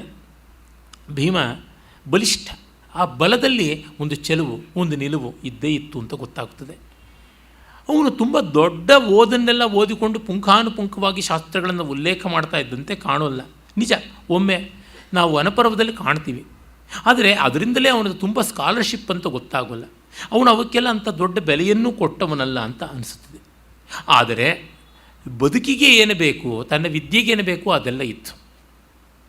ಅಂದರೆ ನಾವು ಎಷ್ಟೋ ಬಾರಿ ದ್ವಾ ತಿಳ್ಕೊಂಡು ಬಿಡ್ತೀವಿ, ಸಂಗತವಾಗಿ ಯಾವುದೂ ಬರೋದಿಲ್ಲ. ಆ ರೀತಿಯಾದದ್ದಿಲ್ಲ. ಪ್ರಾಕ್ಟಿಕಲ್ ಆದದ್ದು ಅವನ ವಿದ್ಯೆ, ಪ್ರಾಕ್ಟಿಕಲ್ ಆದದ್ದು ಅವನ ವಿವೇಕ ಅಂತ ನಮಗೆ ಗೊತ್ತಾಗುತ್ತದೆ. ಮತ್ತು ಉಲ್ಲಾಸ, ಉತ್ಸಾಹ ಸಾಕಾರವಾದದ್ದು. ಅವನಷ್ಟು ಸಹಜವಾಗಿ ಭಾವಗಳನ್ನು ಪ್ರಕಟ ಮಾಡ್ತಾ ಇದ್ದವರು, ಆ ಭಾವಗಳಿಗೆ ತುತ್ತಾಗ್ತಾ ಇದ್ದವರು ಈ 5 ಸಹೋದರರಲ್ಲಿ ಇನ್ಯಾರೂ ಇಲ್ಲ. ಇದೊಂದು ದೊಡ್ಡ ವರ ಅವನ ಪಾಲಿಗೆ. ಹಾಗಾಗಿ ಅವನಿಗೆ ಬ್ಯಾಗೇಜ್ ಕಡಿಮೆ. ಅಳಬೇಕಾದಾಗ ಅಳ್ತಾ ಇದ್ದ, ನಗಬೇಕಾದಾಗ ನಗ್ತಾ ಇದ್ದ. ತಾನು ಮಹಾವೀರ, ಅಳಬಾರ್ದು ಅಂತೆಲ್ಲ ಏನು ಬಿರಟೆ ಹಾಕ್ಕೊಂಡು ಕೂತ್ಕೊಳ್ತಾ ಇರಲಿಲ್ಲ. ಗೇಲಿ ಮಾಡಬೇಕು ಅನ್ಸಿದ್ರೆ ಮನಸಾರ ಗೇಲಿ ಮಾಡ್ತಾ ಇದ್ದ. ಮೂದಲೆ ಅಂದರೆ ಅಷ್ಟು ಮನಸಾರ ಮಾಡ್ತಾ ಇದ್ದ. He lived the human feelings to the fullest extent. ಇದು ಒಂದು ಮಹಾಗುಣ. ನಮಗೆ ಆಗಲಿಲ್ಲ ಅಂತ ನಾವು ನಮ್ಮನ್ನು ದೂಷಣೆ ಮಾಡಿಕೊಳ್ಳಬೇಕೇ ಹೊರತು ಭೀಮನ್ ಬೈದೇನೂ ಪ್ರಯೋಜನವಿಲ್ಲ. ಆದರೆ ಹೀಗೆ ಮಾಡುವಲ್ಲಿ ಕೆಲವೊಮ್ಮೆ ಅಸಹಾಯಕರಿಗೆ ನೋವು ಆಗಿಬಿಡ್ತಾ ಇತ್ತು. ಅದನ್ನು ಒಂದಿಷ್ಟು ಸಂಸ್ಕಾರವನ್ನು ಬೆಳೆಸ್ಕೊಳ್ಬೇಕಾಗಿತ್ತು. ಆದರೆ ಎಲ್ಲ ಎಲ್ಲಿ ಬೆಳೆಯುತ್ತೆ ಸರ್? ಎಲ್ಲವೂ ಎಲ್ಲರಿಗೂ ಎಲ್ಲಿ ಸಿಗುತ್ತದೆ? ಸಿಗುವಂಥದ್ದಲ್ಲ. ಅದನ್ನೇ ವ್ಯಾಸರು ಮತ್ತೆ ಹೇಳ್ತಾರೆ. ಹಾಗೆಂತ ನಮ್ಮ ಪ್ರಯತ್ನ ಬಿಡಬಾರ್ದು. ಆದರೆ ಸಿಗಲಿಲ್ಲ ಅನ್ನುವಂಥದ್ದು, ಸಿಗೋಲ್ಲ ಅನ್ನುವಂಥದ್ದು ಒಂದಿಷ್ಟು ಸತ್ಯ ಅಂತ. ಹೀಗೆ ವ್ಯಾಸರು ಮತ್ತೆ ಮತ್ತೆ ವ್ಯಕ್ತಿಗಳ ಅಪೂರ್ಣತೆಯಲ್ಲಿ ಅವರ ಆಕರ್ಷಣೆಯನ್ನು ಇಡ್ತಾ ಬರ್ತಾರೆ.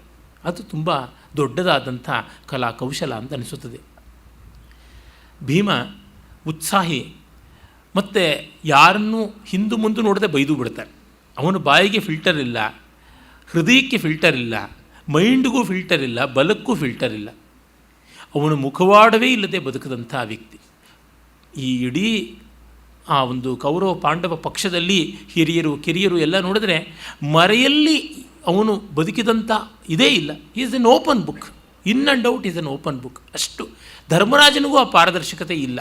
ಅವನ ಪಾಂಡಿತ್ಯದಲ್ಲಿಯೋ ಅವನು ಯಾವುದೋ ಒಂದು ಮೊರಲಿಸಮ್ನಲ್ಲಿಯೋ ಅದೆಲ್ಲ ಎಕ್ಲಿಪ್ಸ್ ಆಗುವಂತೆ ಕಾಣುತ್ತದೆ. ಭೀಮನಲ್ಲಿ ಹಾಗೆ ಕಾಣುವುದಿಲ್ಲ. ಆ ಕಾರಣದಿಂದಲೇ ಮಕ್ಕಳಿಗೆ ತುಂಬ ಇಷ್ಟವಾಗಿಬಿಡ್ತಾನೆ ಭೀಮ. ಇಷ್ಟವಾಗುವುದಕ್ಕೆ ಅದೊಂದು ಮುಖ್ಯ ಕಾರಣ ಮುಕ್ತತೆ. ಆ ಮುಕ್ತತೆ ದೊಡ್ಡ ಗುಣ. ಆಮೇಲೆ ಊಟ ತಿಂಡಿಗಳು ಅವನಿಗೆ ಬೇಕಾದಷ್ಟು ಇಷ್ಟ. ರುಚಿಗಿಂತ ಅದರೊಳಗೆ ಪರಿಮಾಣ ತುಂಬ ಮುಖ್ಯವಾದದ್ದು. ಅದನ್ನು ತಿಂದದ್ದನ್ನು ಜೀರ್ಣಿಸ್ಕೊಳ್ತಾನೆ ಪುಣ್ಯವಶಾತ್. ಜೀರ್ಣಿಸಿಕೊಂಡಿದ್ದನ್ನು ಚೆನ್ನಾಗಿ ವ್ಯಾಯಾಮದ ಮೂಲಕವಾಗಿ ಬಲವಾಗಿ ಪರಿವರ್ತಿಸಿಕೊಂಡು ಯಥಾಕಾಲದಲ್ಲಿ ವಿನಿಯೋಗವನ್ನು ಮಾಡ್ತಾನೆ. ಇದನ್ನೆಲ್ಲವನ್ನು ನಾವು ಅವನ ವ್ಯಕ್ತಿತ್ವದಲ್ಲೇ ಕಾಣ್ತೀವಿ. ಮಣ್ಣಿನ ವಾಸನೆ ತುಂಬಿ ತುಳುಕ್ತಕ್ಕಂಥ ವ್ಯಕ್ತಿ ಅವನು. ಮತ್ತು ಈ ಸ್ವಿಫ್ಟ್ ಆಲ್ಸೋ. ನಾವು ಎಷ್ಟೋ ಬಾರಿ ಮಜಬೂತಾದ ಆಕಾರ ಇದ್ದವರು ಚುರುಕಾಗಿರೋಲ್ಲ ಅಂತ ಅಂದುಕೊಳ್ತೀವಿ. ತಪ್ಪದು. ಭೀಮ ತುಂಬ ಚುರುಕಾಗಿಯೂ ಇದ್ದ. ಆ ಚುರುಕುತನದಿಂದಲೇ ಅವನು ಭಗದತ್ತನ ಆನೆ ಸುಪ್ರತೀಕದಂಥವನ್ನೆಲ್ಲ ಸಂಹಾರ ಮಾಡೋಕ್ಕಾಯಿತು. ಭಯಾನಕರಾದ ರಾಕ್ಷಸರನ್ನು ಲೀಲಾಜಾಲವಾಗಿ ಗೆಲ್ಲುವುದಕ್ಕಾಯಿತು. ಕೀಚಕನಂಥವರನ್ನು ಆಟ ಆಡಿಸಿ ಕೊಲ್ಲುವುದಕ್ಕಾಯಿತು. ಇದೆಲ್ಲ ಸಾಧ್ಯವಾಯಿತು. ಮತ್ತು ಅವನ ಮನಸ್ಸಿನಲ್ಲಿ ದ್ವಂದ್ವಗಳು ಇಲ್ಲ. ಅದನ್ನು ನೀವು ಜ್ಞಾನಾಭಾವ ಅಂಥೇಳಿ ಅಥವಾ ಜ್ಞಾನಪೂರ್ಣತೆ ಅಂಥೇಳಿ ಎರಡನ್ನೂ ಬೇಕಾದ್ರೆ ಹೇಳಬಹುದು. ಆದರೆ ನನಗನ್ಸೋದು ಇವೆರಡರ ಎಕ್ಸ್ಟ್ರೀಮ್ಸ್ ಅಲ್ಲ. ಕೆಲವರು ಹಾಗೇ ಇರ್ತಾರೆ. ನನ್ನ ಸ್ನೇಹಿತ ಹೇಳ್ತಾ ಇರ್ತಾನೆ, ನನ್ನ ತಾಯಿಗೆ ತುಂಬ ಸಮಾಧಾನ ಇದೆ, ಆದರೆ ಇಂಟೆಲೆಕ್ಚುಯಲಿ ತುಂಬ ಅವರು ಹಿಂದೆ ಇದ್ದಾರೆ ಅಂತ. ಇರುತ್ತದೆ. ಎಷ್ಟೋ ಜನಕ್ಕೆ ದ್ವಂದ್ವ ಇರೋಲ್ಲ, ಹಾಗೆಂತ ಸೂಕ್ಷ್ಮತೆಯೂ ಇರೋಲ್ಲ. ಎಷ್ಟೋ ಜನಕ್ಕೆ ಸೂಕ್ಷ್ಮತೆ ಇರುತ್ತೆ, ಹಾಗೆಂತ ತತ್ವನಿಶ್ಚಯ ಇರುತ್ತೆ ಅಂತ ಹೇಳೋಕ್ಕಾಗೋಲ್ಲ. ಅವರು ಸೂಕ್ಷ್ಮತೆಯಿಂದಲೇ ದ್ವಂದ್ವ ಬಂದಿರಬಹುದು, ಸ್ಥೂಲತೆಯಿಂದಲೇ ನಿಶ್ಚಲತೆ ಬಂದಿರಬಹುದು. ಒಟ್ಟಿನಲ್ಲಿ ಭೀಮನ ಬುದ್ಧಿ ಸ್ಥೂಲ, ಆದರೆ ಅವನಿಗೆ ಬೇಕಾದಂತೆ ಇದೆ ಮತ್ತು ಅವನು ಸರಿಯಾದ ಟ್ರ್ಯಾಕ್ನಲ್ಲಿ ಕೂಡ ಇದೆ. ಅಷ್ಟಿದ್ದು ಪಾಪ ಅಣ್ಣನನ್ನು ಗೌರವಿಸಲೇಬೇಕು ಅನ್ನುವ ಕಟ್ಟಲೆಗೆ ಸಿಕ್ಕಾಕ್ಕೊಂಡು ಅಷ್ಟು ದೊಡ್ಡ ಬೆಟ್ಟದಂಥವನು ಹಿಡಿಯಂತೆ ಆಗಿಬಿಟ್ನಲ್ಲ ಅಂತ ಅನಿಸುತ್ತದೆ.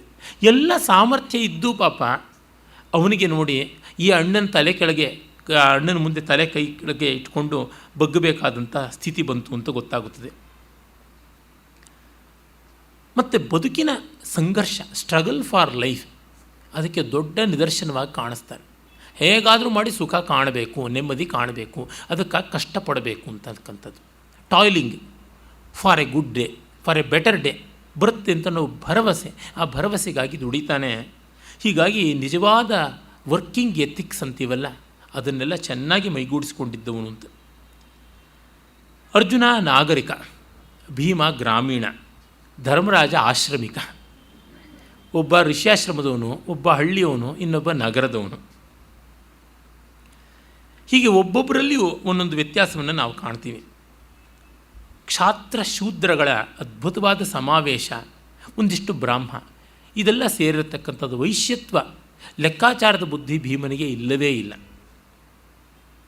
ಹಾಗಿದ್ದಿದ್ರೆ ಒಂದು ನಯ ಬರ್ತಾ ಇತ್ತು, ಒಂದು ಮಾಧುರ್ಯ ಬರ್ತಾ ಇತ್ತು. ಅದು ಬರಲಿಲ್ಲ.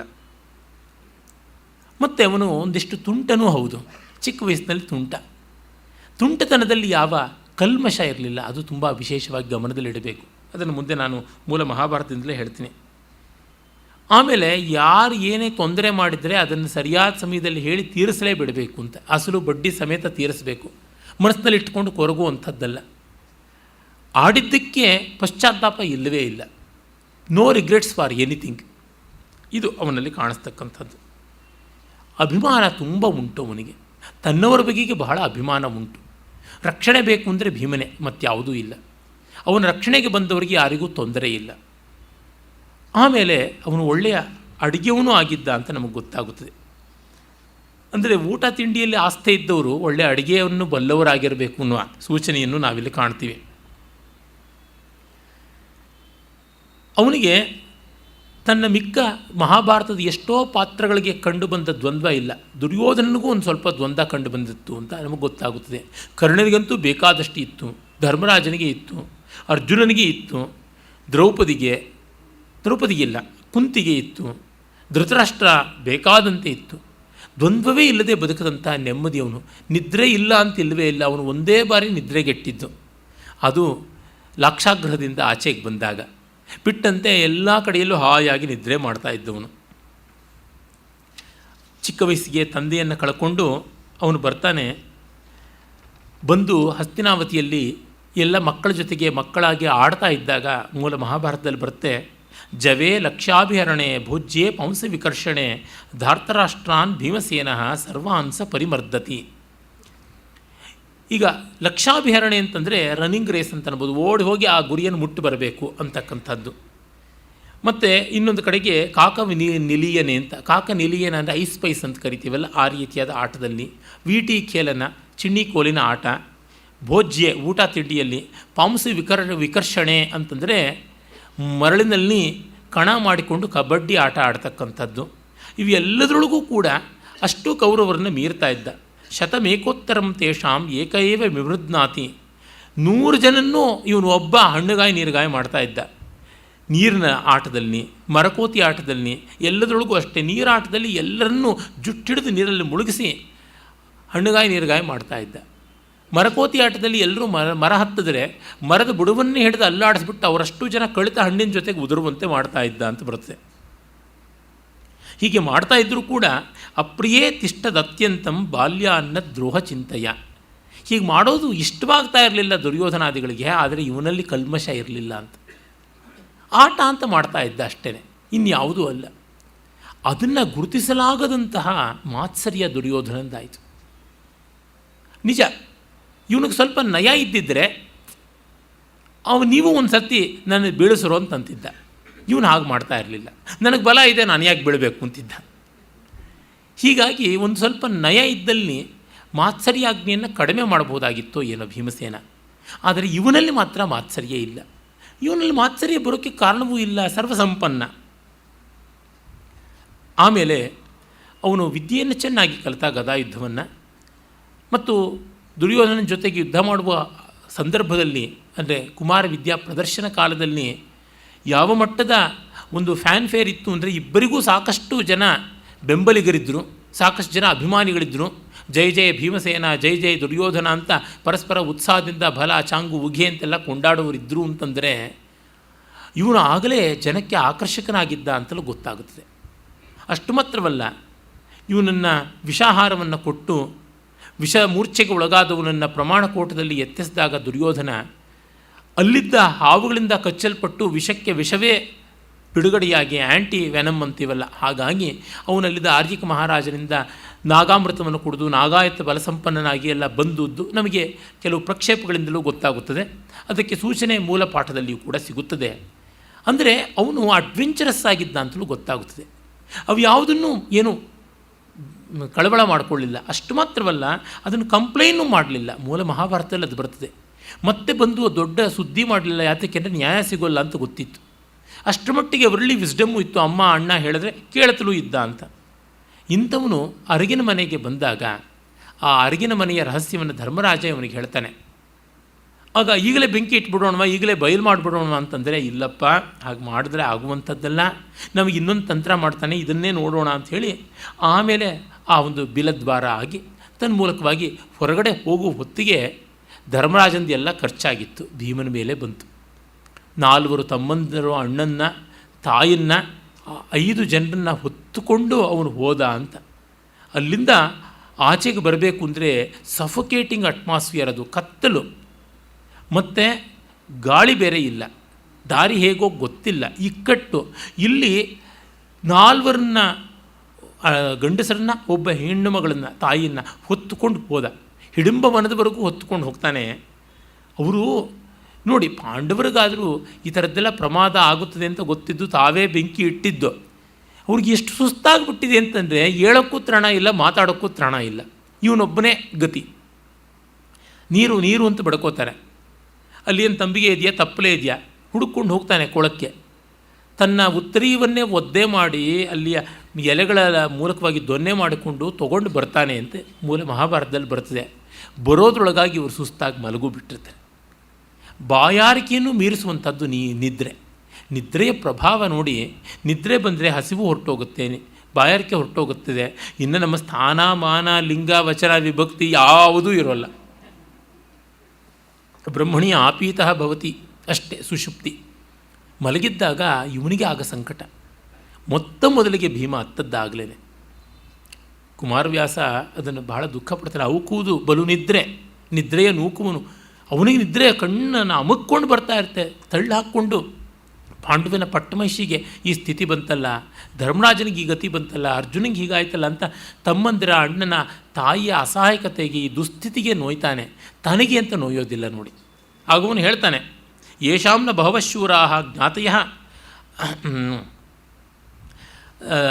ಅಧರ್ಮ ಸಂಶ್ರಿತಾ ತೇ ಜೀವಂತಿ ಸುಖಂ ಲೋಕೆ ಜ್ಞಾತಯೋ ಧರ್ಮ ಸಂಶ್ರಿತಾ ತೇ ಜೀವಂತಿ ಸುಖಂ ಲೋಕೆ ಭವಂತಿ ಚ ನಿರಾಮಯ.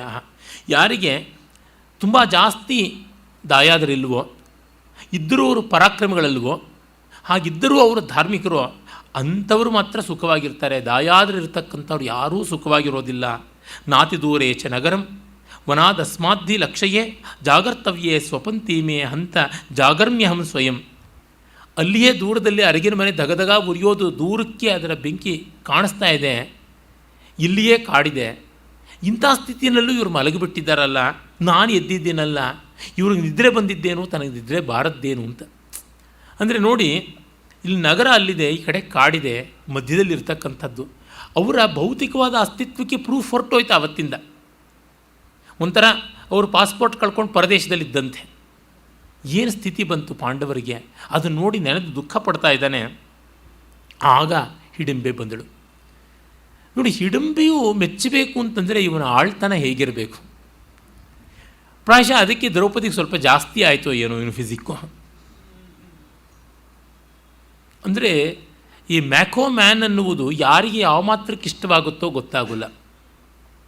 ಹಿಡಿಂಬೆ ತುಂಬ ಇಷ್ಟಪಟ್ಟಳು. ಆ ಮಟ್ಟಕ್ಕೆ ರಾಕ್ಷಸರಿಗೂ ಸಂಮೋಹನವಾದಂಥ ಆಕೃತಿ. ಒಲಿದು ಬರ್ತಾಳೆ. ಎಲ್ಲಿವರೆಗೂ ಪಂಪ ಹೇಳ್ತಾನೆ, ನಿನ್ನನ್ನು ತಿನ್ನೋಕ್ಕೆ ಬಂದರೆ ಕಾಮನೇ ನನ್ನನ್ನು ತಿಂದ ಅಂತ ಹಿಡಿಂಬೆ ಹೇಳ್ತಾಳೆ. ಆದರೆ ಇವನು ಮಾತ್ರ ವಿಕಾರಕ್ಕೆ ತುತ್ತಾಗೋಲ್ಲ. ಇವನು ಜಿತೇಂದ್ರಿಯನೇ ಆಗಿದ್ದ. ನೋಡಿ, ಇಲ್ಲಿಯೂ ಮತ್ತೆ ಒಂದು ವಿಡಂಬನೆ. ಹಿಡಿಂಬೆ ಇವನನ್ನು ಉತ್ಕಟವಾಗಿ ಉನ್ಮತ್ತವಾಗಿ ಪ್ರೇಮಿಸಿ ತಿನ್ನಬೇಕಾದವಳು ಇವನನ್ನು ಒಲಿದು ಬಂದಳು. ಅಲ್ಲಿವರೆಗೂ ಒಡನಿದ್ದ ಅಣ್ಣನನ್ನು ಉಪೇಕ್ಷೆ ಮಾಡಿ ಬರ್ತಾಳೆ. ಲವ್ ಮ್ಯಾರೇಜ್ಗಳು, ಮಕ್ಕಳು ಬೇರೆ ಬೇರೆಯವ್ರನ್ನ ಪ್ರೀತಿಸ್ತಾರೆ, ಹೆಣ್ಣು ಮಕ್ಕಳು ಹೈಸ್ಕೂಲ್ ಓದ ತಕ್ಷಣ ಶುರು ಆಗುತ್ತೆ ಅಂತ ಸಂಕಟ ಪಟ್ಕೊಳ್ಳೋರು ಹಿಡಿಂಬೆ ಮತ್ತು ಹಿಡಿಂಬ ಈ ಸಂದರ್ಭವನ್ನು ಯಾಕೆ ನೋಡ್ಕೊಳ್ಳಲ್ಲ ಅಂತ. ನನ್ನ ಮಗಳಿಗೆ ಎಲ್ಲ ಕೊಟ್ಟೆ ಅಂತ ನನ್ನ ಸ್ನೇಹಿತರು ಹೇಳಿದ್ರು. ಗಂಡನ ಕೊಡೋಕ್ಕಾಯ್ತೇನ್ರಿ ನಿಮಗೆ ಅಂತ ಕೇಳಿದೆ. ಆಗೋಲ್ಲ, ಏನು ಮಾಡೋಕ್ಕಾಗೋಲ್ಲ. ಹಾಗಾಗಿ ಇದು ಅಷ್ಟು ಸಹಜವಾದದ್ದು. ಹಿಡಿಂಬೆ ಮತ್ತು ಭೀಮನ್ನ ಬಯಸಿ ಅಣ್ಣನನ್ನೂ ಮರೆತು ಬಂದಾಗ ಇವನು ಮಾತ್ರ ಅವಳ ಪ್ರೀತಿಯನ್ನು 1 ವರ್ಷದವರೆಗೆ ನೋಡಿ ಮತ್ತೆ ಹೊರಟೋಗ್ಬಿಡ್ತಾನೆ. ಅಂದರೆ ಕೆಲವರು ಬೇರೆ ಬೇರೆ ಕಲ್ಪನೆಗಳನ್ನೆಲ್ಲ ಮಾಡಿ ಕಾದಂಬರಿ ಕಥೆಯೆಲ್ಲ ಬರೆದವರು ಬಲವಂತವಾಗಿ ಭೀಮನನ್ನು ಒಕ್ಕಲೆಬ್ಬಿಸ್ಕೊಂಡು ಬಂದಿದ್ದು ಅಂತಂತಾರೆ. ಭೀಮ ಎಂದೂ ನೆನೆದದ್ದು ಕಾಣುವುದಿಲ್ಲ ಹಿಡಿಂಬೆಯನ್ನು. ಹಿಡಿಂಬೆ ಮಾತ್ರ ಭೀಮನ ತುಂಬ ಪ್ರೀತಿಸಿದಳು. ಯಾಂ ಚಿಂತೆಯಾಮಿ ಸತತಂ ಮೈಸಾ ವಿರಕ್ತ ಸಾಪ್ಯನ್ಯಮಿಚ್ಛತಿ ಜನೋಪ್ಯಯಮನ್ಯಸಕ್ತ. ಈ ರೀತಿಯಾಗಿ ಆಗಿಬಿಡುತ್ತೆ. ದ್ರೌಪದಿಯನ್ನು ಇವನು ತುಂಬ ಪ್ರೀತಿಸಿ ಆರಾಧಿಸಿದ್ದ. ಅರೆ ಅವಳ ಮಾಧುರ್ಯ ಅವನಿಗೆ ಪೂರ್ತಿ ಸಿಗಲಿಲ್ಲ. ಹಿಡಿಂಬೆ ಅವನನ್ನು ಪೂರ್ಣವಾಗಿ ಪ್ರೀತಿಸಿ ಆದರ್ಸಿದಳು, ಆದರೆ ಇವನು ಪೂರ್ತಿ ಹಿಡಿಂಬೆಗೆ ದಕ್ಕಲಿಲ್ಲ.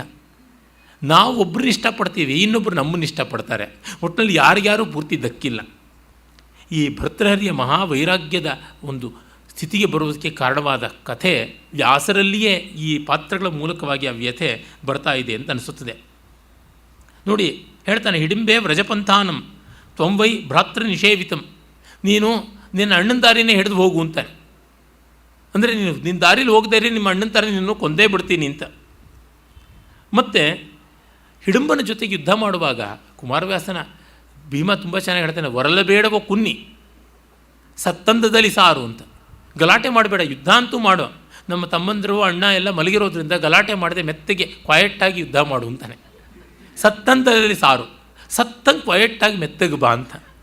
ಇವನು ಪ್ರಾಣಾಪಾಯದ ಸಂದರ್ಭಗಳನ್ನು ಆಟ ಅನ್ನುವಂತೆ ಭಾವಿಸಿಕೊಂಡಿದ್ದು. ಎಂಥ ಆತ್ಮವಿಶ್ವಾಸ, ಯಾವ ಲಾಘವ ಲೀಲೆ ಅಂತ ಅನಿಸುತ್ತದೆ. ಇದು ಅವನ ವ್ಯಕ್ತಿತ್ವದಲ್ಲಿ ಸ್ಥಾಯಿ ಭಾವ ಕಾಣಿಸೋದು. ಅಲ್ಲಿ ಸನ್ಯಾಸ ಮನೋಧರ್ಮವನ್ನು ಇವೆಲ್ಲ ನಾವು ಹೇರೋದಕ್ಕೆ ಹೋದರೆ ಅದು ಸಹ್ಯವಾಗೋದಿಲ್ಲ, ಸೊಗಸಾಗಿ ಕಾಣುವಂಥದ್ದಲ್ಲ. ಮತ್ತೆ ನೋಡಿ, ಅರ್ಜುನ ಎಚ್ಚೆತ್ತುಕೊಂಡು ಎಲ್ಲರೂ ಎಚ್ಚೆತ್ತುಕೊಳ್ತಾರೆ. ಯಾಕೆಂದರೆ ಹಿಡಿಂಬ ಚೀತ್ಕಾರ ಮಾಡೋಕ್ಕೆ ಶುರು ಮಾಡ್ತಾನೆ, ಇವನ ಒದೆತಗಳಿಗೆ ಬೀಸುಗಳಿಗೆ ತತ್ತರಿಸ್ತಾನೆ. ಆಗ ಅರ್ಜುನ ಹೇಳ್ತಾನೆ, ಅಣ್ಣ ನೀನು ಇವನ ಜೊತೆ ಆಟ ಅನ್ನುವಂತೆ ಮಾಡ್ತಾ ಇದೆಯಾ, ನಿನಗೆ ಸುಸ್ತಾಗ್ತಾ ಇದೆಯೇನೋ, ನಾನು ಬಾಣ ಇಟ್ಟಿದ್ದೋ ಪ್ರಯೋಗ ಮಾಡ್ತೀನಿ, ಧನುಸ್ಸಿಗೆ ಬಾಣ ಏರಿಸ್ತೀನಿ ಅಂದರೆ ಇವನಿಗೆ ಅವಮಾನ ಆಗಿಬಿಡುತ್ತೆ. ಕೋಪಗೊಳ್ತಾನೆ. ತನ್ನ ಬಲಿ, ತನ್ನ ಬೇಟೆಯನ್ನು ಅವನ ಕೊಲ್ಲೋದು ಅಂತ. ಹಾಗಾಗಿ ತತ್ಕ್ಷಣವೇ ಮೂಲದಲ್ಲಿ ಬರುತ್ತದೆ, ಪಶು ಮಾರಮ ಮಾರಯತ್, ದನದಂಗೆ ದನ, ಪ್ರಾಣಿಗಳನ್ನು ಸಾಯಬಡಿಯೋಂಗೆ ಸಾಯಬಡ್ದ ಅಂತ. ಹೀಗೆ ಅವನು ಗುದ್ದಿ ಚೆಚ್ಚಿ ಕೊಂದು ಬಿಡ್ತಾನೆ. ಈ ಮಟ್ಟದ ಶೌರ್ಯ ಪರಾಕ್ರಮ ಅಂದರೆ ಆಟದಂತೆ ಅವನು ಹೊಡಿತಾ ಇದ್ದರೆ ಬಡಿತಾ ಇದ್ದರೆ ಇವನಿಗೆ ಒಳ್ಳೆಯ ವ್ಯಾಯಾಮ ಆದಂಗೆ ಆಗ್ತಾ ಇರುತ್ತೆ, ಮೈಕೈಗಳನ್ನು ಒತ್ತಿದಂತೆ ಆಗ್ತಾ ಇರ್ತದೆ. ಈ ರೀತಿಯಲ್ಲಿ ಲೀಲಾಮಾತ್ರವಾಗಿ ನಿರ್ವಾಹ ಮಾಡಬಲ್ಲ ಅತಿಮಾನುಷವಾದ ಮನೋಹರತೆ. ಪಾಪ ಇಷ್ಟಿದ್ದರೂ ಕೂಡ 13 ವರ್ಷ ಒದ್ದಾಟ ಇಟ್ಕೊಳ್ಬೇಕಾಯಿತು. ಇಲ್ಲಿಯೂ ಹಲವು ವರ್ಷಗಳ ಕಾಲ ತೊಳಲಾಡಬೇಕು ಅಂದರೆ ನಮ್ಮಂಥವರ ಗತಿ ಏನು ಅಂತ ತಾನಾಗಿ ಬಂದುಬಿಡುತ್ತದೆ. ಪ್ರತಿಯೊಬ್ಬರ ಪ್ರೀತಿಯನ್ನು ಅಭಿಮಾನವನ್ನು ಸೂರೆಗೊಳ್ತಕ್ಕಂಥವನು ಭೀಮ ಅನ್ನೋದ್ರೊಳಗೆ ಸಂದೇಹವಿಲ್ಲ. ನಾಳೆ ಇನ್ನಷ್ಟು ಅವನ ವ್ಯಕ್ತಿತ್ವ ನೋಡೋಣ. ನಮಸ್ಕಾರ.